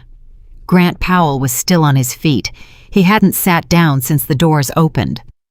"Your Honor," he said slowly, "I have an obligation to object." "That's not what I asked." Powell looked at Ryan. Ryan looked back at him with his mouth slightly open, and it was the first time in 6 years that Grant Powell had ever seen his client without a face on. "Your Honor," Powell said, "no objection." "Grant!" Ryan grabbed his sleeve. "Grant, what are you?" "Take your hand off me," Powell said. 9:29. "Mr. Sterling," Judge Whitfield said, "come forward and be sworn." The room made a noise like a held breath letting go. 2 reporters in the 3rd row were writing so fast their pens skipped. Emily sat with her hands folded on the table and did not turn her head because Victoria had told her twice not to, and because if she turned her head, she'd have to look at him, and she wasn't ready. He was sworn. "State your name." "Alexander Sterling." "Occupation." "I run an investment firm." "Mr. Sterling," Whitfield said, "in 19 years I've had 2 men in your bracket in this courtroom and both of them sent lawyers. Why are you here yourself?" "Because a lawyer can't say what I'm about to say, Your Honor." "Then say it." Alexander turned slightly, and for the first time he looked directly at Ryan Mitchell. "Mr. Mitchell," he said, "do you know who I am?" "Objection," Powell said out of pure reflex. "Overruled," said Whitfield. "Mr. Mitchell, answer it." "No," Ryan said. "That's true," Alexander said. "You've never met me, but you've met my brother." The room stopped. Ryan blinked. "What?" "Daniel Sterling," Alexander said. "Freight brokerage out of Beaumont, 60 employees. You wouldn't remember him. There was no reason for you to. You were still driving your own truck in 2014. "Mr. Sterling," the judge said, "where is this going?" "Your Honor, in 2014 my brother met a man at a conference in Dallas," Alexander said. "The man sat down next to him and said 6 words. He said, 'You're doing this the hard way.'" Ryan Mitchell's entire body went still. Emily saw it. Victoria saw it. Judge Alma Whitfield, 19 years on that bench, saw it, and her eyes narrowed by about a millimeter. "For 18 months my brother did it the easy way," Alexander said. 3 jurisdictions, 11 days, clean documentation. In 2016 it came apart, and the man who taught him had never signed a single piece of paper, so when the government came to Beaumont, there was exactly 1 name on everything. He paused. "My brother was 41. He had a wife and a 9-year-old daughter. He didn't leave a note. People always think there's a note." Nobody moved. "Your Honor," Powell said quietly, "I'm going to have to object at some point." "You are," Whitfield agreed. "Not yet." 9:38. "Mr. Sterling," the judge said, "you said you'd tell me who taught Mr. Mitchell to say his wife never gave him $1. "Yes, Your Honor." "I'd like that name." "Marcus Vance," Alexander said. The name went across that courtroom and hit exactly 1 person. Ryan Mitchell came out of his chair. "That's a lie." "Mr. Mitchell." "That's a lie, Your Honor. That is a lie. I've never—" And then he stopped because he'd stood up and everyone was looking at him, and he had just reacted to a name he was supposed to have never heard. The silence lasted 3 full seconds. "Mr. Mitchell," Judge Whitfield said, and her voice could have cut glass. "Who is Marcus Vance?" Ryan opened his mouth. Grant Powell said, "Your Honor, I need to instruct my client not to answer." "On what grounds?" Powell's jaw worked. "Fifth Amendment, Your Honor." The room detonated. The gavel came down 6 times. Somebody in the gallery was laughing a high, disbelieving sound. A reporter was already halfway out of her seat, phone in her hand, and a bailiff put a hand out and she sat back down. Emily didn't move at all. She was watching Ryan's hands. They were shaking. In 12 years of marriage, she had seen that man's hands shake exactly twice. Once when their daughter had a seizure in a grocery store in 2017, and once in December of 2015 at a kitchen table when he said, I don't know what to do." She'd sold her mother's house 11 days later, 9:44. "Order," Whitfield said. "Order or I'll clear the gallery, and I promise you nobody in the press wants that." The room went quiet. "Mr. Powell, your client is asserting a Fifth Amendment privilege in a family court proceeding." "Yes, Your Honor. You understand that in a civil matter in this state I'm permitted to draw an adverse inference from that." "I do, Your Honor." You understand that means when he refuses to tell me who Marcus Vance is, I get to assume the worst possible answer. Powell closed his eyes. I do, Your Honor. And you're advising it anyway. Your Honor, Grant Powell said, I'm advising it because the alternative is worse, and I've known that for about 40 minutes. 9:49. Mr. Sterling, Victoria said, and she said it fast because she could feel the window closing. How did you find Mitchell International? I own a bank. Which bank? Cypress Ridge Financial. I bought it in 2018. Why? Because a bank sees patterns, Alexander said. In 2019, I saw a shape I recognized. 3 jurisdictions, 11 days correct filings, a Delaware entity formed the week before it was needed and dissolved the month after. I'd seen that shape once before in my brother's file at 2 a.m. about 400 times. And what did you do? Nothing, Alexander said. For 5 years. Victoria stopped. Nothing. Nothing. He said it evenly. Ms. Hayes, I want to be very clear about this because it's the part I'm not proud of. I watched Mitchell International Logistics for 5 years, and I did not lift a finger because Ryan Mitchell was a door, and I wanted the room behind it, and every time I thought about opening the door early, I thought he'll run and Vance will vanish and I'll be back where I started. Mr. Sterling, Judge Whitfield said, did you know a woman was being financially defrauded during those 5 years? Alexander didn't flinch. Yes, Your Honor. The courtroom made a low, ugly sound. You knew, Whitfield said. I knew in 2019 that Ryan Mitchell was moving money that his wife had a claim on, Alexander said. I knew her name. I knew she'd sold her mother's house in Baytown. I knew she had no idea. He paused. And I did nothing for 5 years, Your Honor, because I wanted the other man more. Emily's eyes closed. Mr. Sterling, the judge said slowly, do you understand that you have just testified under oath in my courtroom that you allowed a fraud to continue against the party you're now standing here to help? Yes. Why in God's name would you say that out loud? Because she's going to be asked about me in about 20 minutes, Alexander said, and I'd rather the worst thing in this case come out of my mouth than his. He didn't look at Emily when he said it. Emily looked at him. 9:58. Mr. Sterling, Powell said, standing, and his voice had recovered something. Cross your honor. Go ahead. Mr. Sterling, when did you meet Emily Carter?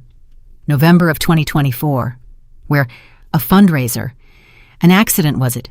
2 people at a bar. No. Powell paused. He'd expected a fight. No. No, Alexander said. I knew who she was.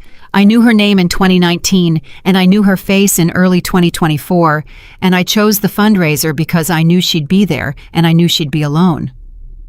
You engineered a relationship with my client's wife. I engineered a conversation, Alexander said. The relationship happened to me. Mr. Sterling, Mr. Powell, you're about to ask me if I used her. Alexander's voice didn't change. The answer is, I intended to. For about 4 months I intended to. And then in March of 2025, she told me about a lemon tree, and I went home and sat in my car in my own garage for an hour and a half. And Mr. Powell, I want you to understand what I decided in that car, because it's the only decent thing I've done in 11 years. Powell said nothing. I decided she'd have to know before it ended, Alexander said. Not after, before. And then I didn't tell her for 16 more months, because I'm a coward about exactly one thing, and Mr. Powell, that's the whole cross-examination. You can have it. It's free. Powell stood there. Your Honor, he said. Nothing further. He sat down like a man setting down something heavy. 10:06. Ms. Hayes, Judge Whitfield said. I've got a witness who says he watched a fraud for 5 years, a respondent who's taking the 5th in my family court, and a woman with $6 million in accounts she didn't open. I want the wife, now. Your Honor, the respondent hasn't rested. The respondent has taken the 5th, Whitfield said. Call Emily Carter. Emily stood up. Stood. Victoria caught her wrist for half a second under the table. Emily didn't look down. She walked to the stand and put her hand up and swore to tell the truth, and she meant it in a way she hadn't expected to. She sat. Ryan was 11 feet away from her. She looked at him. He didn't look back. Ms. Carter, Victoria said. "I'm going to ask you a question, and I want you to know I don't know what you're going to say." "Okay." 6 weeks ago, Alexander Sterling called you at 11 o'clock at night. "He did." "Did you know at that moment that he was going to buy your husband's debt?" Emily's hands were still. "No," she said. "When did you find out?" "Yesterday afternoon." "Objection," Powell said. "Your Honor, this entire line overruled." "Miss Carter," Victoria said, and her voice had gone quiet enough that the gallery leaned in. "Did you ask him to do it?" "No." "Would you have—" Emily thought about it. She actually thought about it in front of 30 people and a judge, and the courtroom watched a woman decide to tell the truth in real time. "Yes," she said. Somebody exhaled. "If I'd known it was possible," Emily said, "yes, I'd have asked. I want that on the record. I'm not going to sit up here and pretend I'm better than that. If somebody had come to me in January and said, 'Emily, I can take everything from him,' I'd have said yes. I'd have said yes fast. But you didn't know." "I didn't know." "Ms. Carter," Victoria said, "yesterday in this building I asked you whether Alexander Sterling put a document into Grant Powell's production file." The room went very still. "You did." "You told me to ask you today, under oath." "I did. I'm asking." Emily looked at Grant Powell. Grant Powell looked back at her 31 years at the bar, and Emily saw him understand it about 1 full second before she said it. "I did," Emily said. The courtroom made no sound at all. 10:14. "I'm sorry," Judge Whitfield said. "Say that again." "I put the page in Mr. Powell's file," Emily said, "in June, 6 weeks ago." Victoria Hayes had one hand on the table, and later she'd tell people she didn't remember putting it there.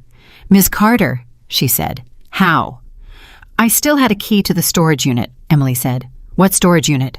Mitchell International kept archived records in a facility on Old Katy Road, boxes going back to 2011. Ryan set it up in 2013 and put my name on the contract because he was traveling, and somebody had to sign for the deliveries. She said it flatly. "He never took my name off. In 12 years, it never occurred to him that I'd go there." "Ms. Carter," Powell said, and he was standing. "Did you enter my production file?" "No," Emily said. "I entered a box." "Explain that." "Your production file came from Ryan's records. In February, your paralegal sent 2 men to that storage unit, and they pulled 14 boxes and copied them, and Bates stamped them and put them back. I know because the manager told me. He's known me since 2013. He calls me Miss Emily." Her voice stayed level. "In June, I went to that unit, and I opened box 7, and I found the December 2015 folder, and there was a blank sheet in it where the statement should have been." "A blank sheet?" "A blank sheet with the staple hole in the corner," Emily said. "Somebody had pulled the statement and left the paper behind because in 2015 you couldn't have a folder that looked like something was missing. That's not sophisticated. That's a man in a hurry." "Ms. Carter," Whitfield said, "what did you do?" Emily looked up at the judge. "I had my copy," she said. "Your copy." "Your Honor, I sold my mother's house on December 19th, 2015, and I got a closing packet, and there's a bank slip in it, and I've had it in a shoebox in my hall closet for 10 years. Her chin came up 1/2 an inch. "I made a photocopy. I took it to that storage unit. I took the blank page out of box 7, and I put my page in, and I put the box back on the shelf, and I drove home and I made dinner." "You substituted a document," Powell said. "I put back the document that he removed," Emily said. "Miss Carter, that page has a Bates number on it, my Bates number." "I know," Emily said. "I noticed that too." Powell stopped. 10:22. "Ms. Carter," Judge Whitfield said very slowly, "if you put your photocopy in a box in June and Mr. Powell's office, Bates stamped that box in February, then how does your page carry a February Bates number?" The courtroom held absolutely still. "That's the question," Emily said. "That's not an answer." "No, Your Honor, it isn't." Emily's hands opened on the rail. "I've been asking it since 11:40 on Tuesday morning. I put a clean photocopy in a box in June. It had no number on it. I know that because I made it at a copy shop on Bissonnette and I held it in my hand." She looked at Powell. "The page in your production file has your February stamp on it, which means it isn't my page." Powell sat down. He didn't decide to. His legs did it. Then whose is it? Whitfield said. Your Honor, there's only one answer, Emily said. It's the original, the real December 2015 statement, stamped in February with everything else. Ms. Carter, you just testified there was a blank sheet in that box. There was, Emily said, in June. Then, Your Honor, Emily said, the statement was in that box in February when Mr. Powell's people copied it. Somebody took it out after that. Somebody went to that storage unit between February and June and pulled the page out of a box that had already been produced to a court. The judge stared at her. Who has access to that unit? 2 people, Emily said. My name and his. Every head in that courtroom turned to Ryan Mitchell. Ryan was staring at Emily like she'd started speaking a language he'd never heard. Your Honor, Powell said from his chair, and his voice sounded like it came from underwater. I'd ask the court's indulgence. I need to say something. Say it. My office pulled those boxes on February 11th, Powell said. I have the invoice. And Your Honor, my client called me on February 19th and asked me a question I thought was so strange at the time that I wrote it in my notes. What question? Powell looked at the notepad in front of him. He didn't need to. He'd read it 11 times since Tuesday. He asked me, Powell said, once you've produced something, can you take it back? The room came apart. 10:31. It took 2 minutes to restore order, and Judge Whitfield did not use the gavel for the last 30 seconds of it. She just sat and waited, and that was worse. Mr. Mitchell, she said, stand up. Ryan stood. Did you go to that storage facility between February and June of this year? Powell said, Your Honor, Fifth Amendment. Mr. Powell, sit down. Mr. Mitchell, I'm asking you a question in my courtroom about whether you removed a document from a file that had been produced under my discovery order. Your Honor. Mr. Mitchell. Whitfield's voice went absolutely flat. Did you go to that unit? Ryan stood there for 11 seconds. Emily counted them. Your Honor, he said. On the advice of counsel, I decline to answer. So noted, Whitfield said. And Mr. Mitchell, I want you to hear how I'm noting it. I'm noting that a man who told me on Tuesday that he remembered every day of 14 years cannot remember whether he drove to Old Katy Road, 10:36. Ms. Carter, Victoria said, you said the blank page was in the box in June. Yes.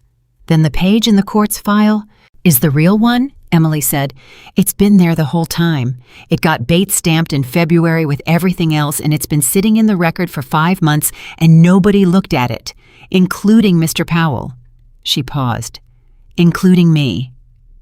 Then Miss Carter, Victoria said, why did you tell me you didn't know? Emily's mouth moved. It wasn't a smile. Because I thought Alexander did it, she said. The gallery made a noise. I thought the man I have been seeing for 20 months had reached into a court file to save me, Emily said. That's what I thought on Tuesday night.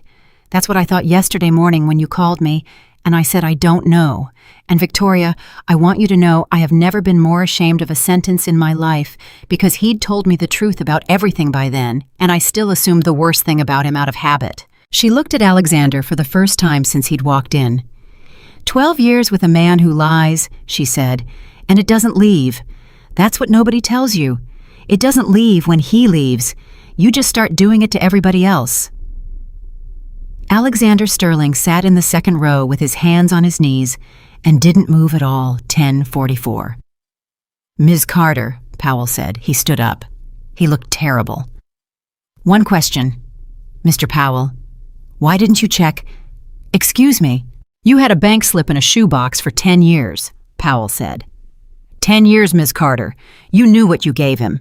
Why did it take until June to walk into a storage unit? Victoria half rose. Objection. No, Emily said. I want to answer that. Ms. Carter. I want to answer it, Emily said, because it's the only question anybody's asked me all week that's actually about me. Whitfield leaned back. Go ahead. Emily was quiet for a moment. In 2016, she said, our daughter got strep throat, and I took her to the pediatrician, and the receptionist asked me for my employer, and I said homemaker. And Ryan was standing next to me, and he laughed, and he said, she's the CFO. She just doesn't get paid. And everybody laughed. And I laughed. Her voice was steady. And that's the last time he ever said it out loud. Ms. Carter. By 2018, he was telling people I helped. By 2020, he was telling people I was supportive. By 2023, he told a man at a Christmas party with me standing 4 feet away that I'd never worked a day in my life, and I didn't correct him. Emily's hands were flat on the rail. You want to know why I didn't check, Mr. Powell? Because to check, I'd have to already believe he'd taken something. And for 10 years, I couldn't afford to believe that. Because if he took my mother's house and told the world I gave him nothing, then I didn't lose a marriage. I lost 12 years. Iafa. The courtroom didn't breathe. So what changed in June? Powell said quietly. Emily looked at Ryan. He told our daughter, she said. Ryan's head came up. Emily. Our daughter is 19 years old, Emily said. Her name is Kate. She's a sophomore at Texas State. And in May, she called me and she said, Mom, Dad says you never worked. He says he did it alone. Is that true? Emily's voice cracked once cleanly like something snapping. And I said, that's not exactly how it went, honey. Because I was still protecting him. In May. 6 months after he left me for a 26-year-old, I was still protecting him to our child. Emily, Ryan said. Emily, stop. And she said, okay. Emily's eyes were wet and her voice was not. She said, okay, Mr. Powell, and she believed him because he's better at it than me. He's always been better at it than me. Miss Carter. I drove to that storage unit 11 days later, Emily said. Not for the money. I want that on the record, too. I didn't go for the money. I went because my daughter thinks I'm a woman who did nothing, and I could not live in a world where the only proof was in a shoebox in my hallway, and I was too much of a coward to look at it. 10:51. Your Honor, Powell said. Nothing further. He sat down and put a hand over his mouth. Ms. Hayes, the judge said. Nothing further, Your Honor. Ms. Carter stepped down. Emily stood. And Ryan Mitchell said in a voice nobody in that room had ever heard, Your Honor, I want to testify. Powell was up instantly. Your Honor, no, I want to testify. Ryan, sit down. I want to testify, Ryan said, and he shoved his chair back so hard it hit the rail. You want to know about Marcus Vance? Fine. Fine. I'll tell you about Marcus Vance. Mr. Mitchell, Whitfield said sharply, your attorney is advising you. My attorney won't return my calls. Mr. Mitchell, you have asserted a privilege. If you waive it, you waive it. And there is a federal referral coming out of this courtroom today, and I want you to understand that in the plainest English I have. Ryan laughed. It was an awful sound. Your Honor, he said, there's already a federal referral. There's been one since Tuesday at 4 p.m. I got the letter yesterday. They sent it to my house. The room went dead. So there's nothing left, Ryan said. Right. That's the thing nobody in here understands.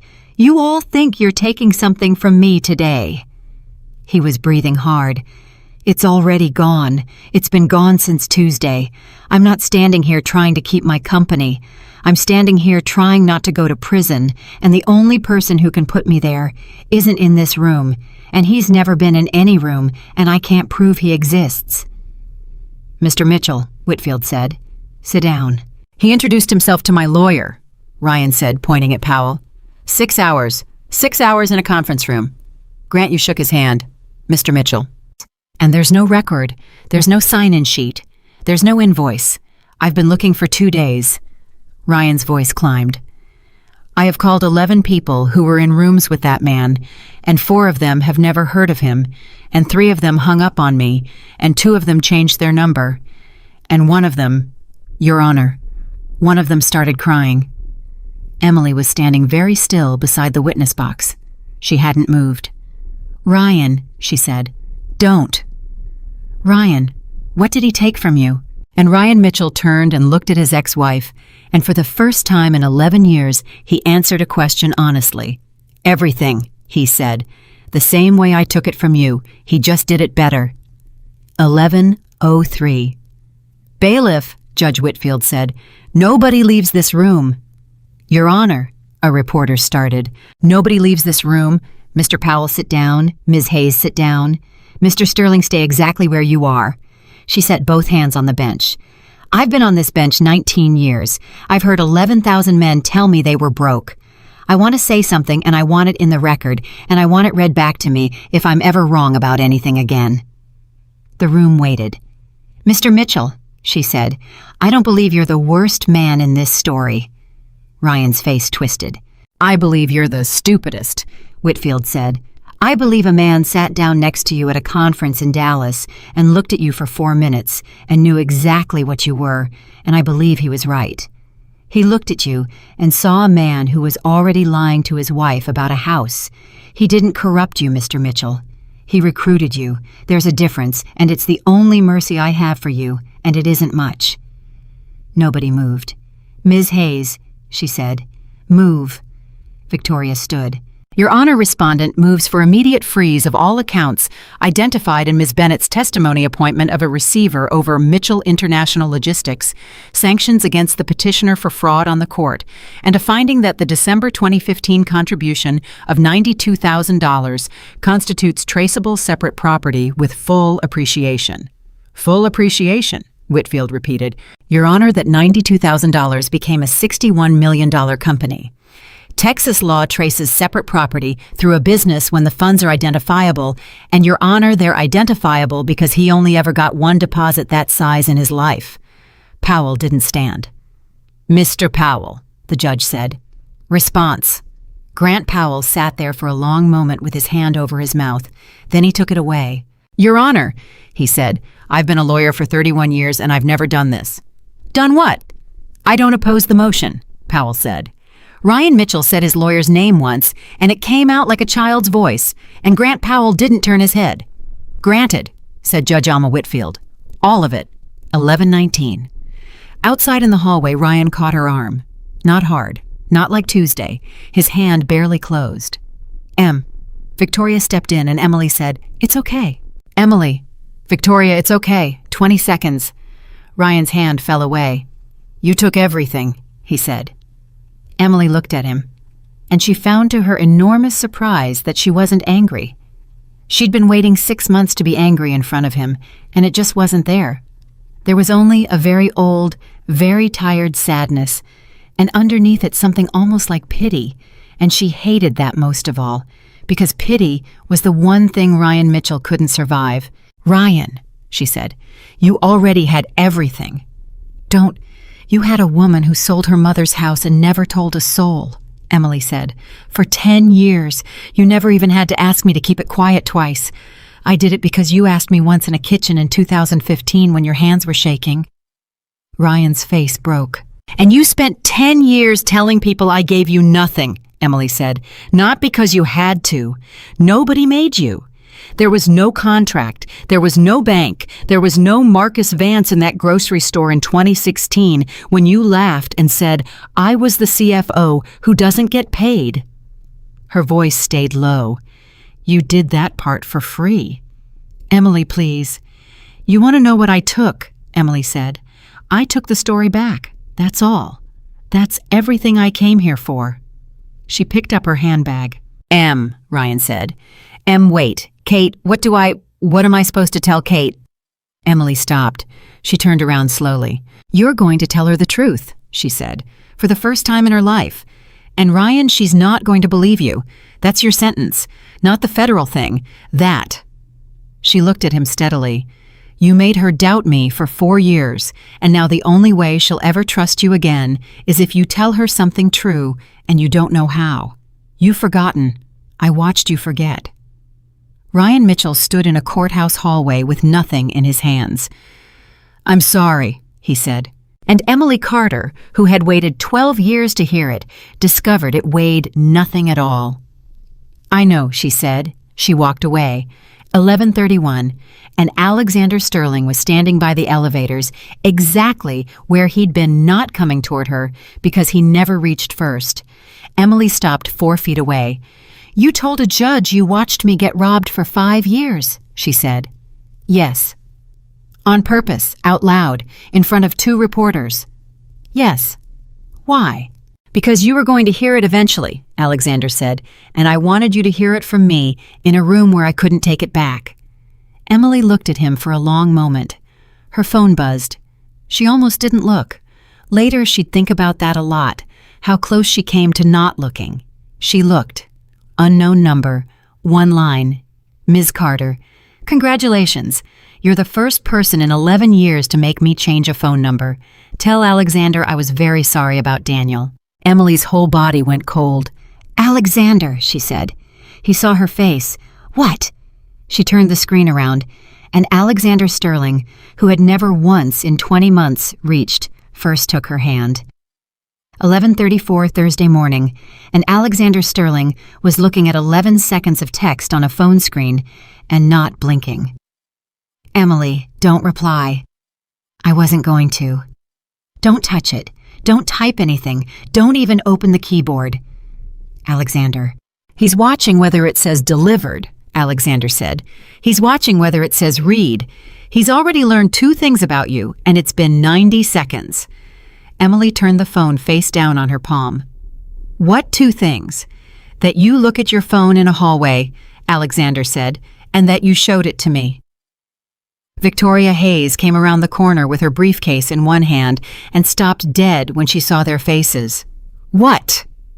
Emily handed her the phone. Victoria read it twice. Then she set the briefcase on the floor, which was a thing Emily had never seen her do. Okay, Victoria said. Okay, nobody says anything until we're out of this building. Victoria.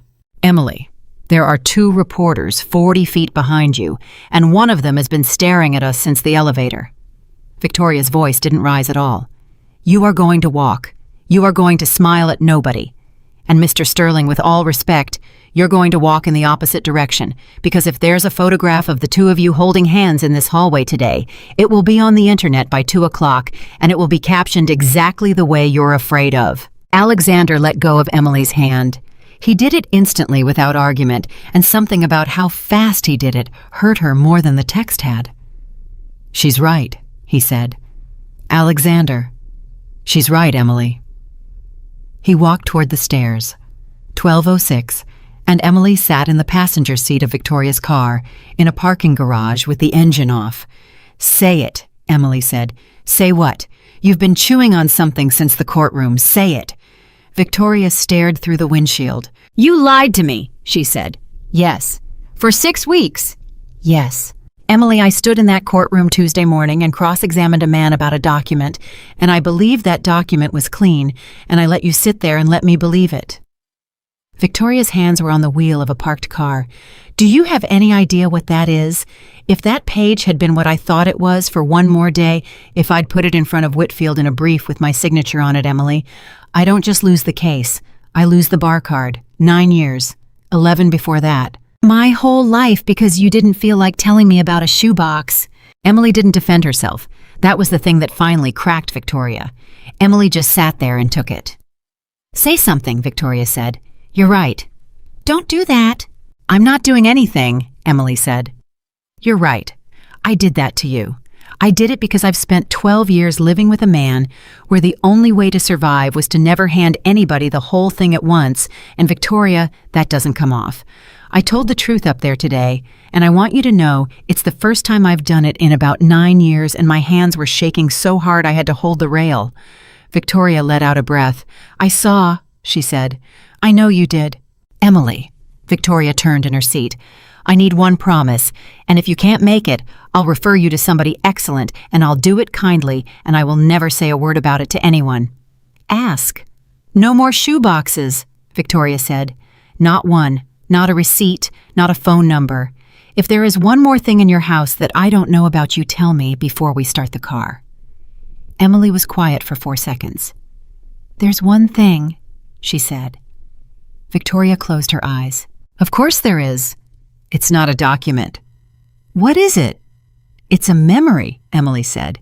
And I've been trying to get to it for 2 days, and I can't. And Victoria, it's been sitting behind my eyes since I heard that voicemail, and it will not come. What kind of memory? I've been in a room with him, Emily said. 12:19. Victoria drove and Emily talked, and it came out in pieces the way real memory does, nothing like the way people tell it later. It was a Christmas party. 2021, maybe 2022. Ryan's people rented a place downtown, and I hated it. And I went anyway because I always went anyway. Emily was pressing her thumb into her own palm. And there was a man at the bar, and he wasn't drinking. That's the thing I remember. Everybody in that room was hammered by 9, and this man had a glass of soda water, and he'd been holding it for 2 hours. Did he speak to you? He asked me a question. What question? Emily's thumb stopped. He asked me if I was tired, she said. Victoria's hands moved on the wheel. That's it. He said, you look tired, not from tonight. Emily's voice had gone strange. And I laughed because it was such a rude thing to say, and I said something like, well, it's been a year, and he said it's been 12. The car was silent. Emily. And I remember thinking he'd made a lucky guess, Emily said. I remember thinking, that's a good line. And then Ryan came over and put a drink in my hand and steered me away, and I never saw him again, and I never thought about it once. In 4 years. Not once. Until Tuesday night, when a voicemail said, Ms. Bennett, and my whole body went cold and I didn't know why. You're certain? Victoria, I've been certain since 11 o'clock this morning. Emily looked over. He's been standing next to me before. He knew what I was worth to Ryan before Ryan did, and he looked at me and he said, you look tired, and I said thank you. Victoria pulled the car over on a side street and put it in park. Emily, she said, we're calling the FBI today. 1:55 that afternoon, in a conference room in a federal building, a woman named Special Agent Renata Ochoa sat down across from Emily Carter with a legal pad and no expression whatsoever. Ms. Carter, I've read the referral. It came in Tuesday. I know. You know. Ryan announced it in open court this morning, Emily said. He was very upset about it. Ochoa's pen didn't move. He announced it. He said the letter came to his house. Ms. Carter, I've been doing financial crime in this district for 16 years, Ochoa said, and I want to tell you what my Tuesday looked like.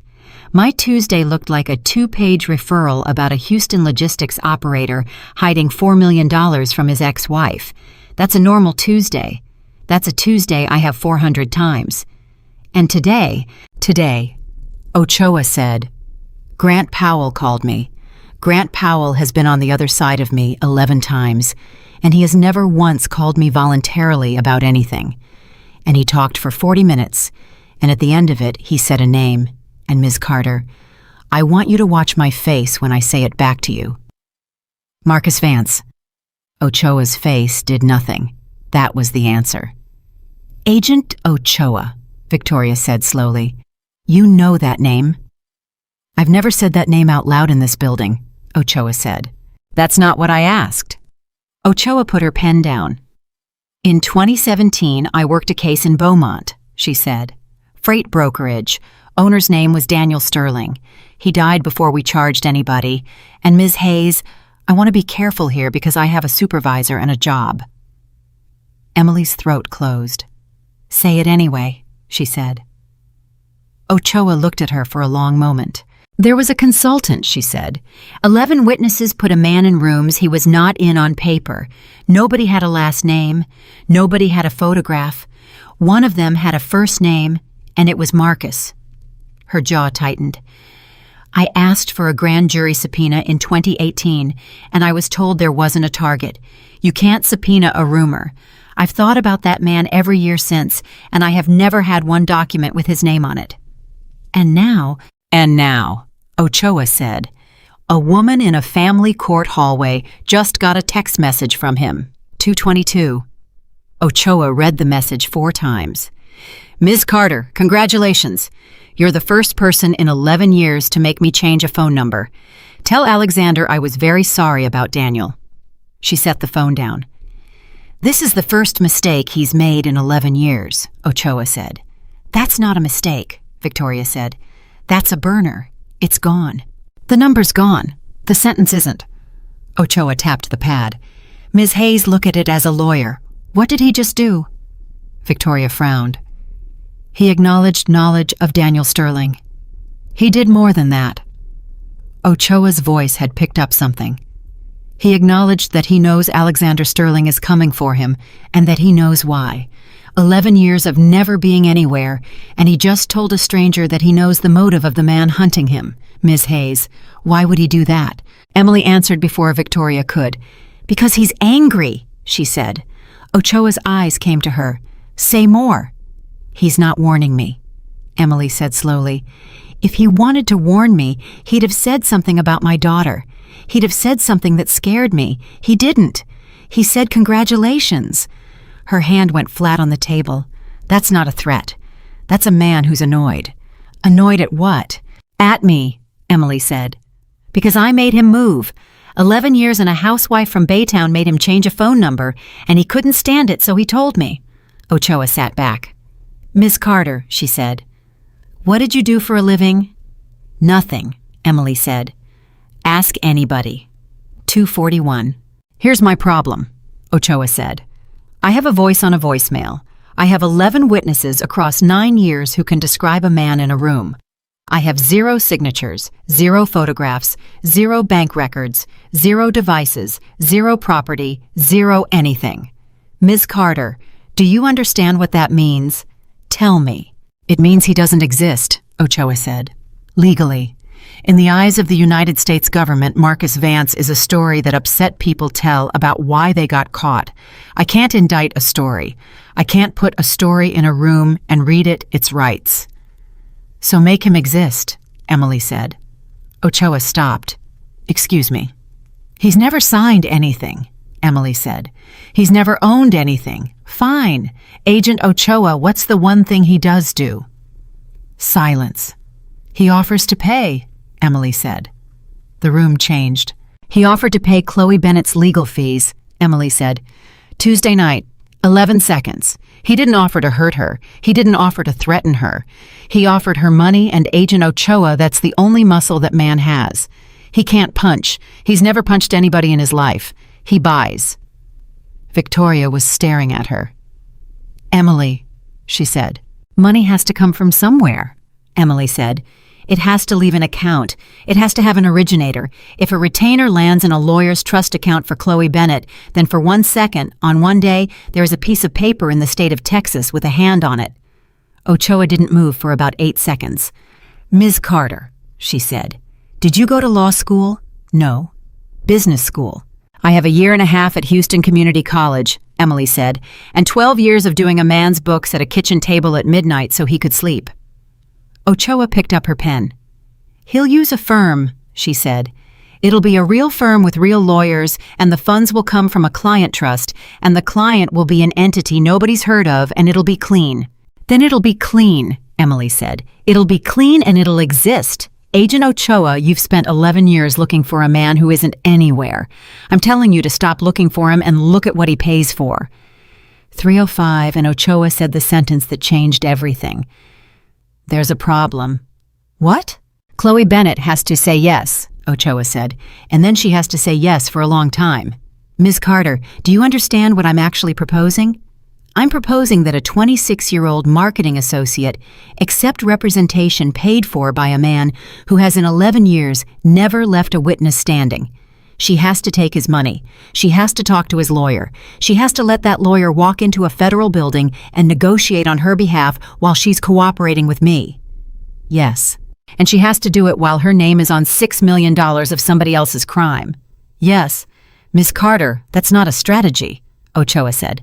That's a woman's life. Emily looked at her. Then let's ask her, she said. 4:18. Chloe Bennett sat in a room she'd never imagined being in a sweatshirt with her hair up, and she'd been crying at some point in the last hour and had clearly decided to stop. No, she said. Chloe, no, absolutely not. Are you insane? Chloe's voice went up. You want me to take money from the guy who did all this? You want me to say thank you to him on the phone? Yes, Ochoa said. You're insane. Ms. Bennett. I have $400, Chloe said. I said that on the phone Tuesday and I thought it was funny, and it's not funny. It's my landlord called me today. My landlord, because apparently there's a lien thing now. I don't even understand it. And my mom called me and she's asking if I'm going to jail. And my job, her voice cracked. I got walked out. This morning, 2 guys from HR walked me to my car with a box and one of them said, "Sorry, Chloe," and I've known him for 3 years. Emily said nothing. And you want me to help you, Chloe said to Emily. You, of all the people on this planet. No, Emily said. Chloe stopped. What? I don't want you to help me, Emily said. I want you to help you. Don't. Chloe listened to me for 40 seconds. and then I'll leave the room, and you'll never see me again. 40 seconds. Right now there are two versions of you, Emily said. In one of them, you're the girl in the story. You're the 26-year-old with the diamond who laughed in a hallway, and in 6 months a jury looks at your face and it's $6 million in your name and decides which one of those is more real, and Chloe the diamond is more real. It's always more real. Juries look at rings. Chloe's mouth was open. In the other version, Emily said, you're the person who put Marcus Vance on paper. Silence. That's it, Emily said. That's the whole choice. And I want you to understand I'm not being nice to you. You're going to be terrified for 6 months. You're going to sit across from a lawyer who's smiling at you and being paid by a man who ruined your life, and you're going to have to say thank you and mean it. And then one day, it'll be over, and for the rest of your life, when somebody asks what happened to you when you were 26, you get to pick which sentence you say first. Chloe stared at the table. That's more than 40 seconds, she said. I know. 4:31.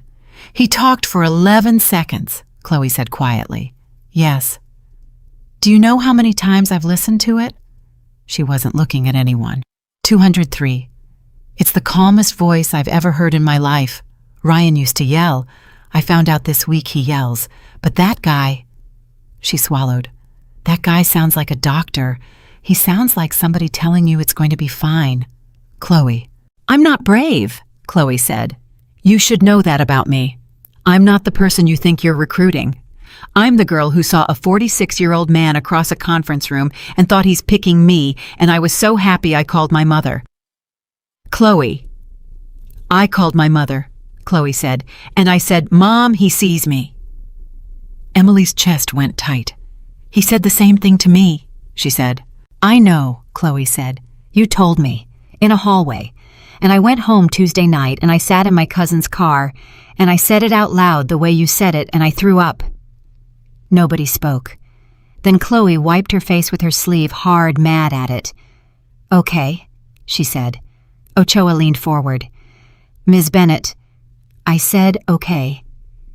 I need you to say it clearly. Chloe looked up. I'll call him back, she said. 6:12. Thursday evening, and Alexander Sterling picked up on the first ring.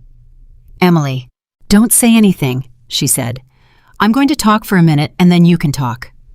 Okay.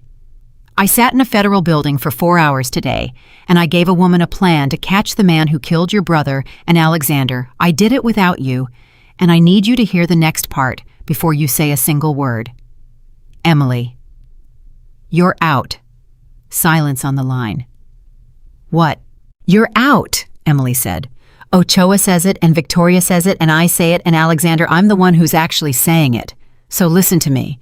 You cannot be near this. You own the man's debt. You bought a bank. You sat on a witness stand this morning and told a judge you watched a fraud for 5 years because you wanted revenge on a man who's your target. Her voice was very level. You are the single best defense Marcus Vance will ever have, and if you put one finger on this, he walks. He walks, Alexander. He stands up in a courtroom and says, this was a rich man's vendetta, and he walks. Alexander didn't say anything for a long time. How long? He said finally. Ochoa says 4 months minimum. Emily, 4 months of nothing, Emily said. No calls to Powell, no calls to Banks, no looking. You go run your company, and you don't say his name to anybody, including me. You're asking me to stop. I'm asking you to stop.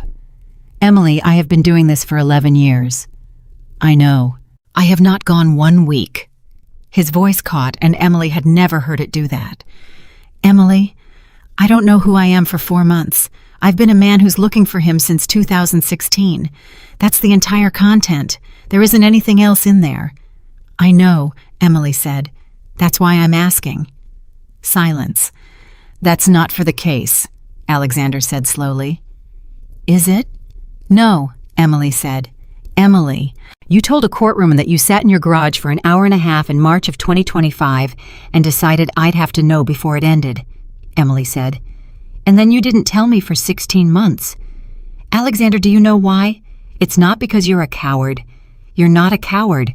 You walked into a Texas courtroom with no standing and gave yourself standing in one sentence. Then why?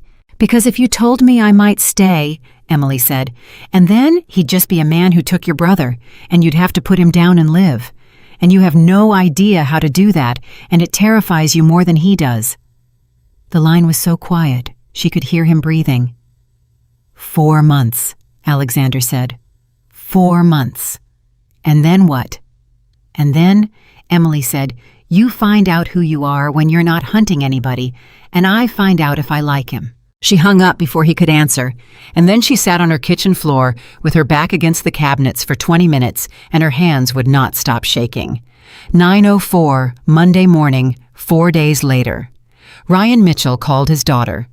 Kate Mitchell, 19 sophomore at Texas State, listened to her father's voice for 6 minutes without saying a word. And so what I need you to understand, Katie, is that your mom has a lawyer who's very aggressive, and there's a man involved, and I know how that sounds, but honey, he's a billionaire. He's an actual billionaire, and he's been in her ear for 2 years, and Dad, and I'm not saying she meant it. I'm not. I would never say that about your mother, you know that. I'm saying she got used. She got used by somebody very smart, and now she thinks, Dad. What? I read it, Kate said. Silence. Read what? The transcript, Kate said. Thursday. All of it. It's public, Dad. Did you know that you can just call the clerk and pay for it? It's $140 and it took 9 minutes. Ryan didn't say anything. I read the part where you took the fifth, Kate said. I read the part where your own lawyer said he doesn't oppose the motion. I read the part where the judge said you weren't the worst man in the story, you were the stupidest.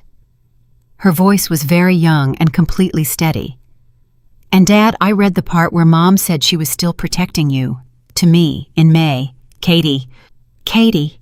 You made me ask her, Kate said. In May, you made me call my own mother and ask her if she'd ever worked a day in her life. Do you know what she said? She said, that's not exactly how it went, honey. That's what she said, Dad. She had it. She had the bank slip in a shoebox in the hallway. She could have destroyed you in one sentence, and she said, that's not exactly how it went. That's not. She sold Grandma Ruth's house. Ryan Mitchell said nothing at all. There was a lemon tree, Kate said. I read that in a transcript, Dad. I found out about my grandmother's house from a court reporter. Katie, please. I'm going to hang up now, Kate said. And I want you to know I'm not doing it to hurt you. I'm doing it because you're about to say something, and whatever it is, I'm going to want to believe it, and I can't afford that anymore. Kate?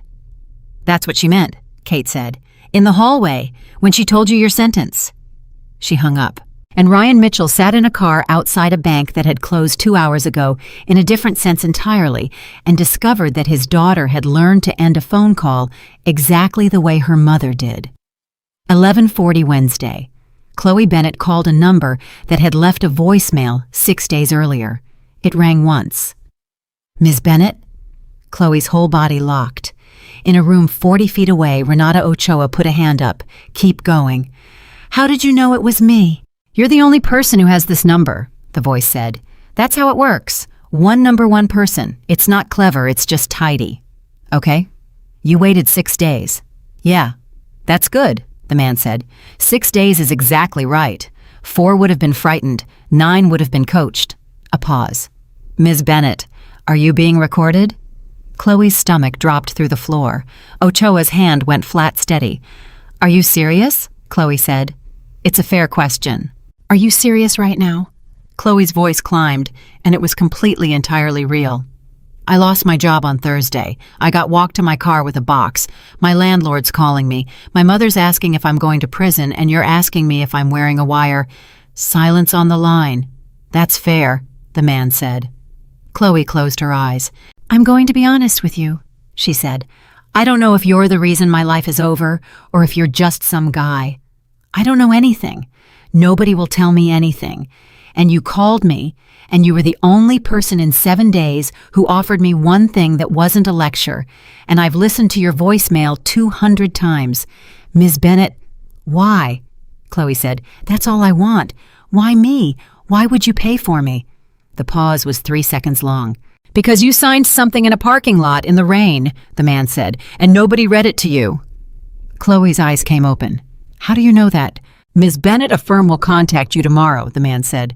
They're very good, better than anything you can afford, and better than anything the government will give you.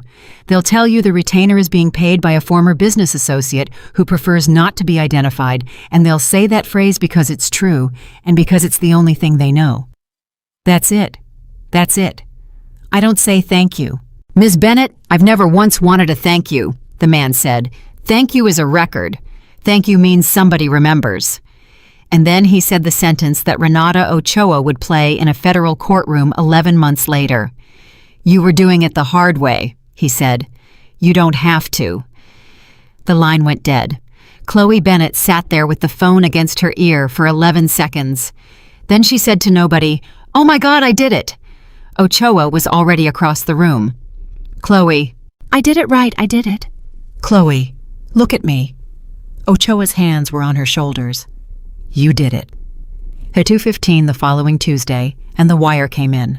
$125,000 into the client trust account of a downtown firm on behalf of one Chloe R. Bennett.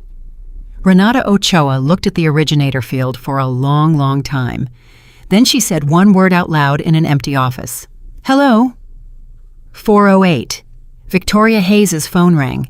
Ms. Hayes, it's Ochoa. Tell me. The retainer landed? And it came from an entity in Delaware, Ochoa said, formed in 2019. Victoria was already standing. The same one, Ochoa said. Ms. Hayes, the exact same Delaware entity that Alexander Sterling described from the witness stand. The one Mitchell moved $4.1 million through. Same registered agent, same formation week. That's not enough. Nobody signed. Somebody signed, Ochoa said. Victoria stopped breathing. What? The firm's a real firm, Ms. Hayes. They have compliance. They have a Know Your Customer file because they're not idiots. And $125,000 from a Delaware shell for a woman with $400 in checking is exactly the thing their compliance department exists to look at. Ochoa's voice was very careful now, the way people are careful with something that might break. They asked, before they accepted the funds, they asked the entity for a beneficial ownership certification. It's a form. It's 1 page. It's federal. It's required. And Ms. Hayes, don't, Victoria said. Don't say it. He filled it out, Ochoa said. Victoria Hayes sat down on the floor of her own office. He signed a KYC form, she whispered. He signed it Thursday at 9:41 in the morning, Ochoa said. Electronically, from an IP address in Sugar Land, Texas. Ms. Hayes, I have been looking for this man for 9 years, and he has never been anywhere. And last Thursday, he was in Sugar Land at 9:41 in the morning, filling out a 1-page form so a marketing associate could have a good lawyer. Why? Victoria said. Why would he? He's never why. Because he had to, Ochoa said. Because for 11 years, he's never had to pay for anything himself. Ryan paid, Daniel paid. There was always a name in front of him. Her voice went hard. Ms. Hayes, we took his names away. Ryan's frozen. The company's in receivership. Every account with Chloe Bennett's name on it is locked. He wanted her lawyer paid, and there was nobody left to pay it, so he did it himself, for the first time, ever. Victoria put a hand over her eyes. Emily said that, she said. What? Emily said it in that room. She said stop looking for him and look at what he pays for. Ochoa was quiet for a second. Ms. Hayes, she said.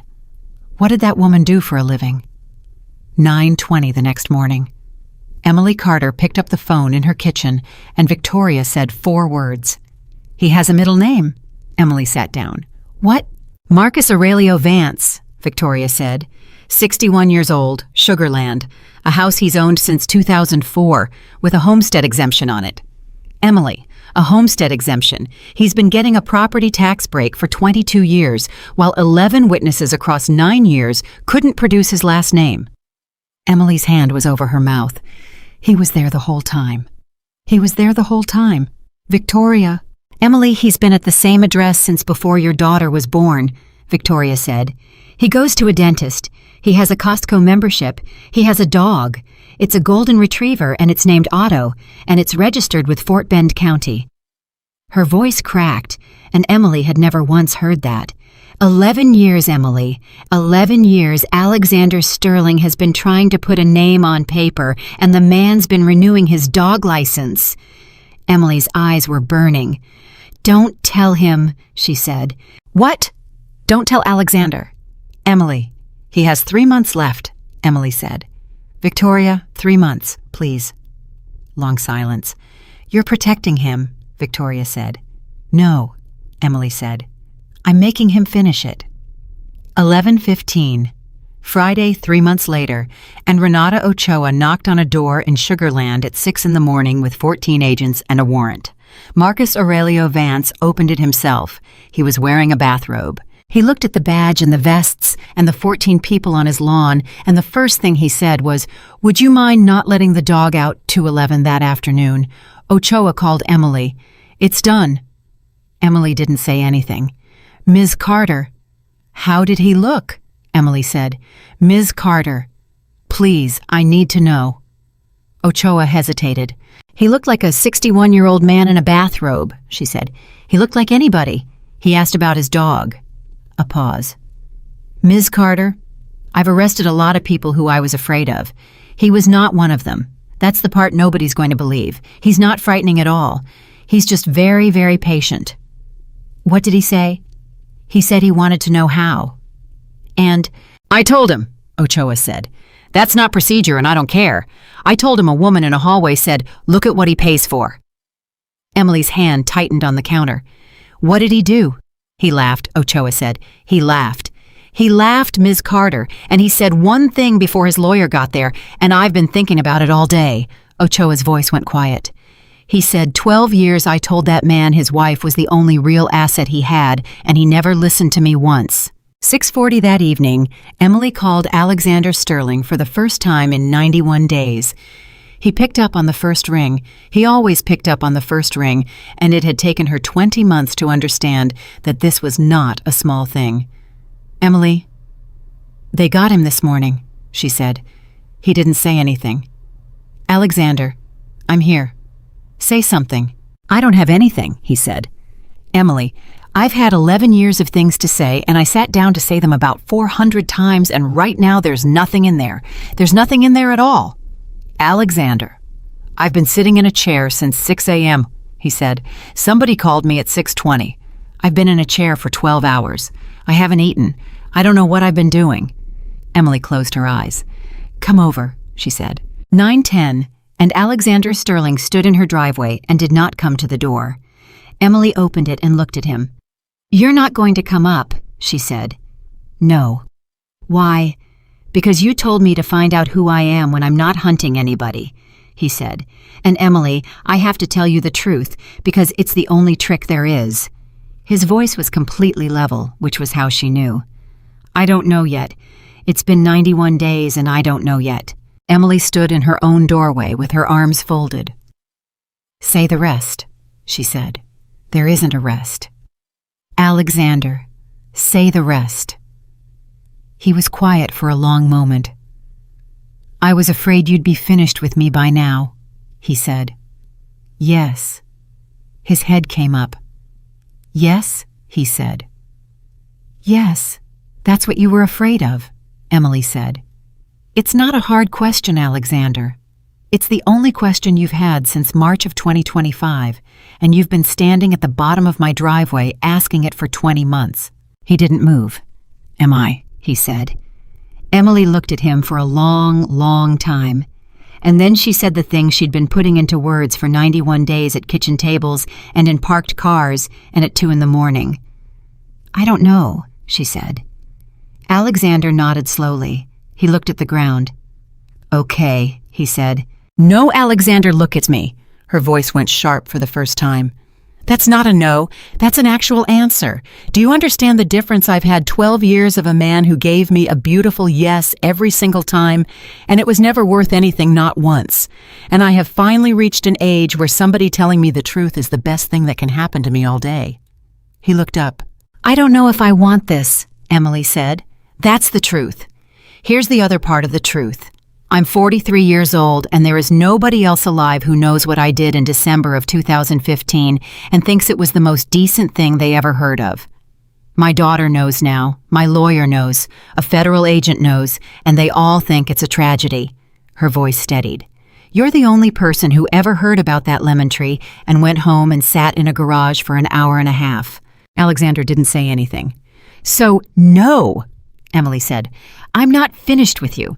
I'm just not standing behind you either, and I'm never ever going to do that again for anyone for any reason. And Alexander, if that's a problem, it's better we find out tonight." Alexander Sterling stood in her driveway.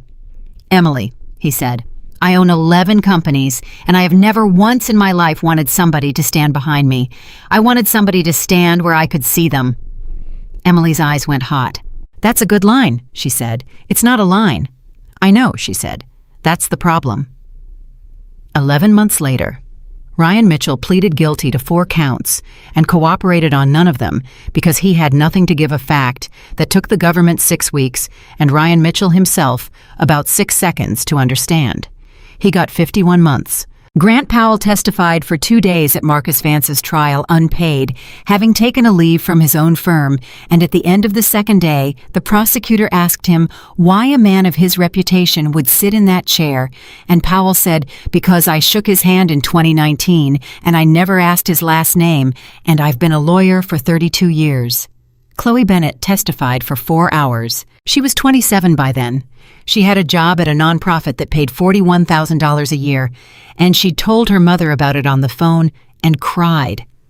She wore a plain jacket, and she'd been offered a book deal twice and said no twice. And when the defense attorney asked her in front of the jury whether it was true that she had accepted $125,000 from his client, Chloe Bennett looked at him and said, "Yes," and he signed for it. Renata Ochoa put a 1-page beneficial ownership certification on an overhead projector, and a jury in the Southern District of Texas looked at a signature that 11 years of federal agents had never seen, and Marcus Aurelio Vance, 62, of Sugar Land watched them look at it. He got 19 years. At the sentencing, he was permitted to speak, and he stood up and said 7 words, and everyone in that room understood that 6 of them were for Alexander Sterling sitting in the 4th row. "I never once had to ask anybody twice." Then he sat down. 3 weeks after that, Emily Carter filed articles of incorporation for a company with 3 employees and a name she'd typed and deleted 11 times, Carter Financial Recovery. Victoria Hayes was on the board. Chloe Bennett did the intake calls because Chloe Bennett had discovered that she was extraordinary on the phone with frightened women, which surprised absolutely no one who'd ever watched her walk into a courthouse with her chin up. They didn't do divorces. Victoria was very clear about that from day one. They did the thing nobody did. They found the money. "Mrs. Alvarez," Emily said on the phone on a Tuesday 18 months in, "I want you to listen to me. Your husband is telling everyone you didn't work." "I didn't. I was home with the..." "Mrs. Alvarez, in 2009 you co-signed a note." Silence. "How do you know that?" "Because there's always one," Emily said. "There's always one piece of paper, and it's always in a shoebox, and I want you to go get it, and I'm going to stay right here on this phone while you do." 4 minutes of silence on the line, then a sound. "I found it," the woman said, and she was crying, and Emily Carter sat in a small office in Houston and closed her eyes. "I know," she said.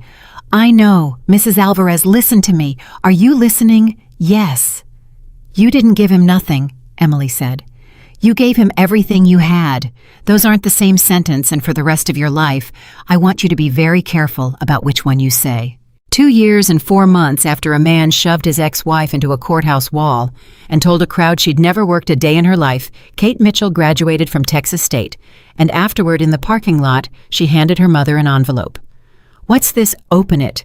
Inside was a photograph of a house, 2 bedrooms, bad roof, and in the back, badly framed half out of the shot, a lemon tree. Emily couldn't speak. "I drove to Baytown," Kate said. "Twice. The first time I chickened out and sat in the car. The second time I knocked." "Katie, there's a family there. They've been there 9 years. There's a little boy." Kate's voice was shaking. "Mom, the tree's still there. He wouldn't let his wife take it out. He said his kids like it." Emily Carter stood in a parking lot and cried in front of her daughter for the first time in 19 years. "I'm sorry," Kate said. "I'm so sorry, Mom. I believed him. I believed him for 4 years." Katie, look at me." Emily took her daughter's face in both hands. "You listen to me right now. You were 15. You believed your father. That's not a crime. That's the correct thing for a 15-year-old to do. I asked you if it was true. You did. And you protected him." "I did? Why?" Kate said. "Mom, why?" And Emily Carter, who had answered that question for a judge and for a lawyer and for a federal agent and for a 26-year-old in a sweatshirt, finally answered it for the only person it had ever really belonged to. "Because I thought if I told you the truth about your father," she said, "I'd be taking something from you. And Katie, I was so tired of things being taken." Kate put her arms around her mother in a parking lot in San Marcos, Texas, and held on. Alexander Sterling never proposed.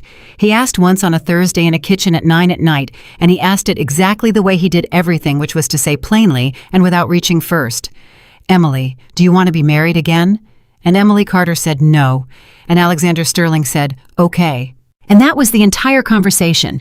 And 11 years later, they were still having breakfast together, and Emily would tell people when they asked that the reason it worked was the smallest thing in the world, and nobody ever believed her when she said it.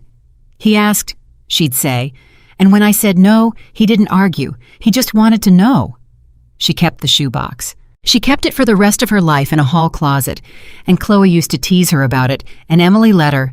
And once a year in December, Emily Carter would take it down and open it and look at a bank slip from the 1st of December, 2015 for $92,000, and she never once cried over it again, because she'd stopped needing it. That was the thing that took her the longest to understand, and the thing she said last always at the end of every talk she ever gave in every church basement and community center and conference room full of women who'd been told they gave nothing.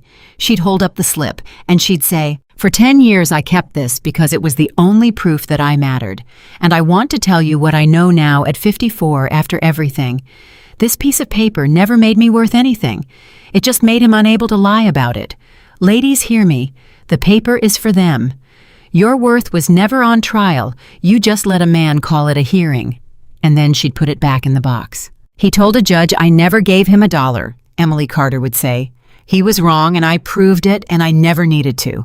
I knew exactly what I gave on the day I gave it, standing in a kitchen in 2015, and no man on this earth ever had the authority to take that away from me. He only ever had the authority I handed him." She'd close the lid. "I stopped handing it over," she'd say. "And that is the whole story. That is the only revenge there has ever been. Not the money, not the courtroom, not the 19 years that man got. A woman who knows what she gave can never be told she gave nothing, and I know. I will know until the day I die, and nobody is ever taking it from me again."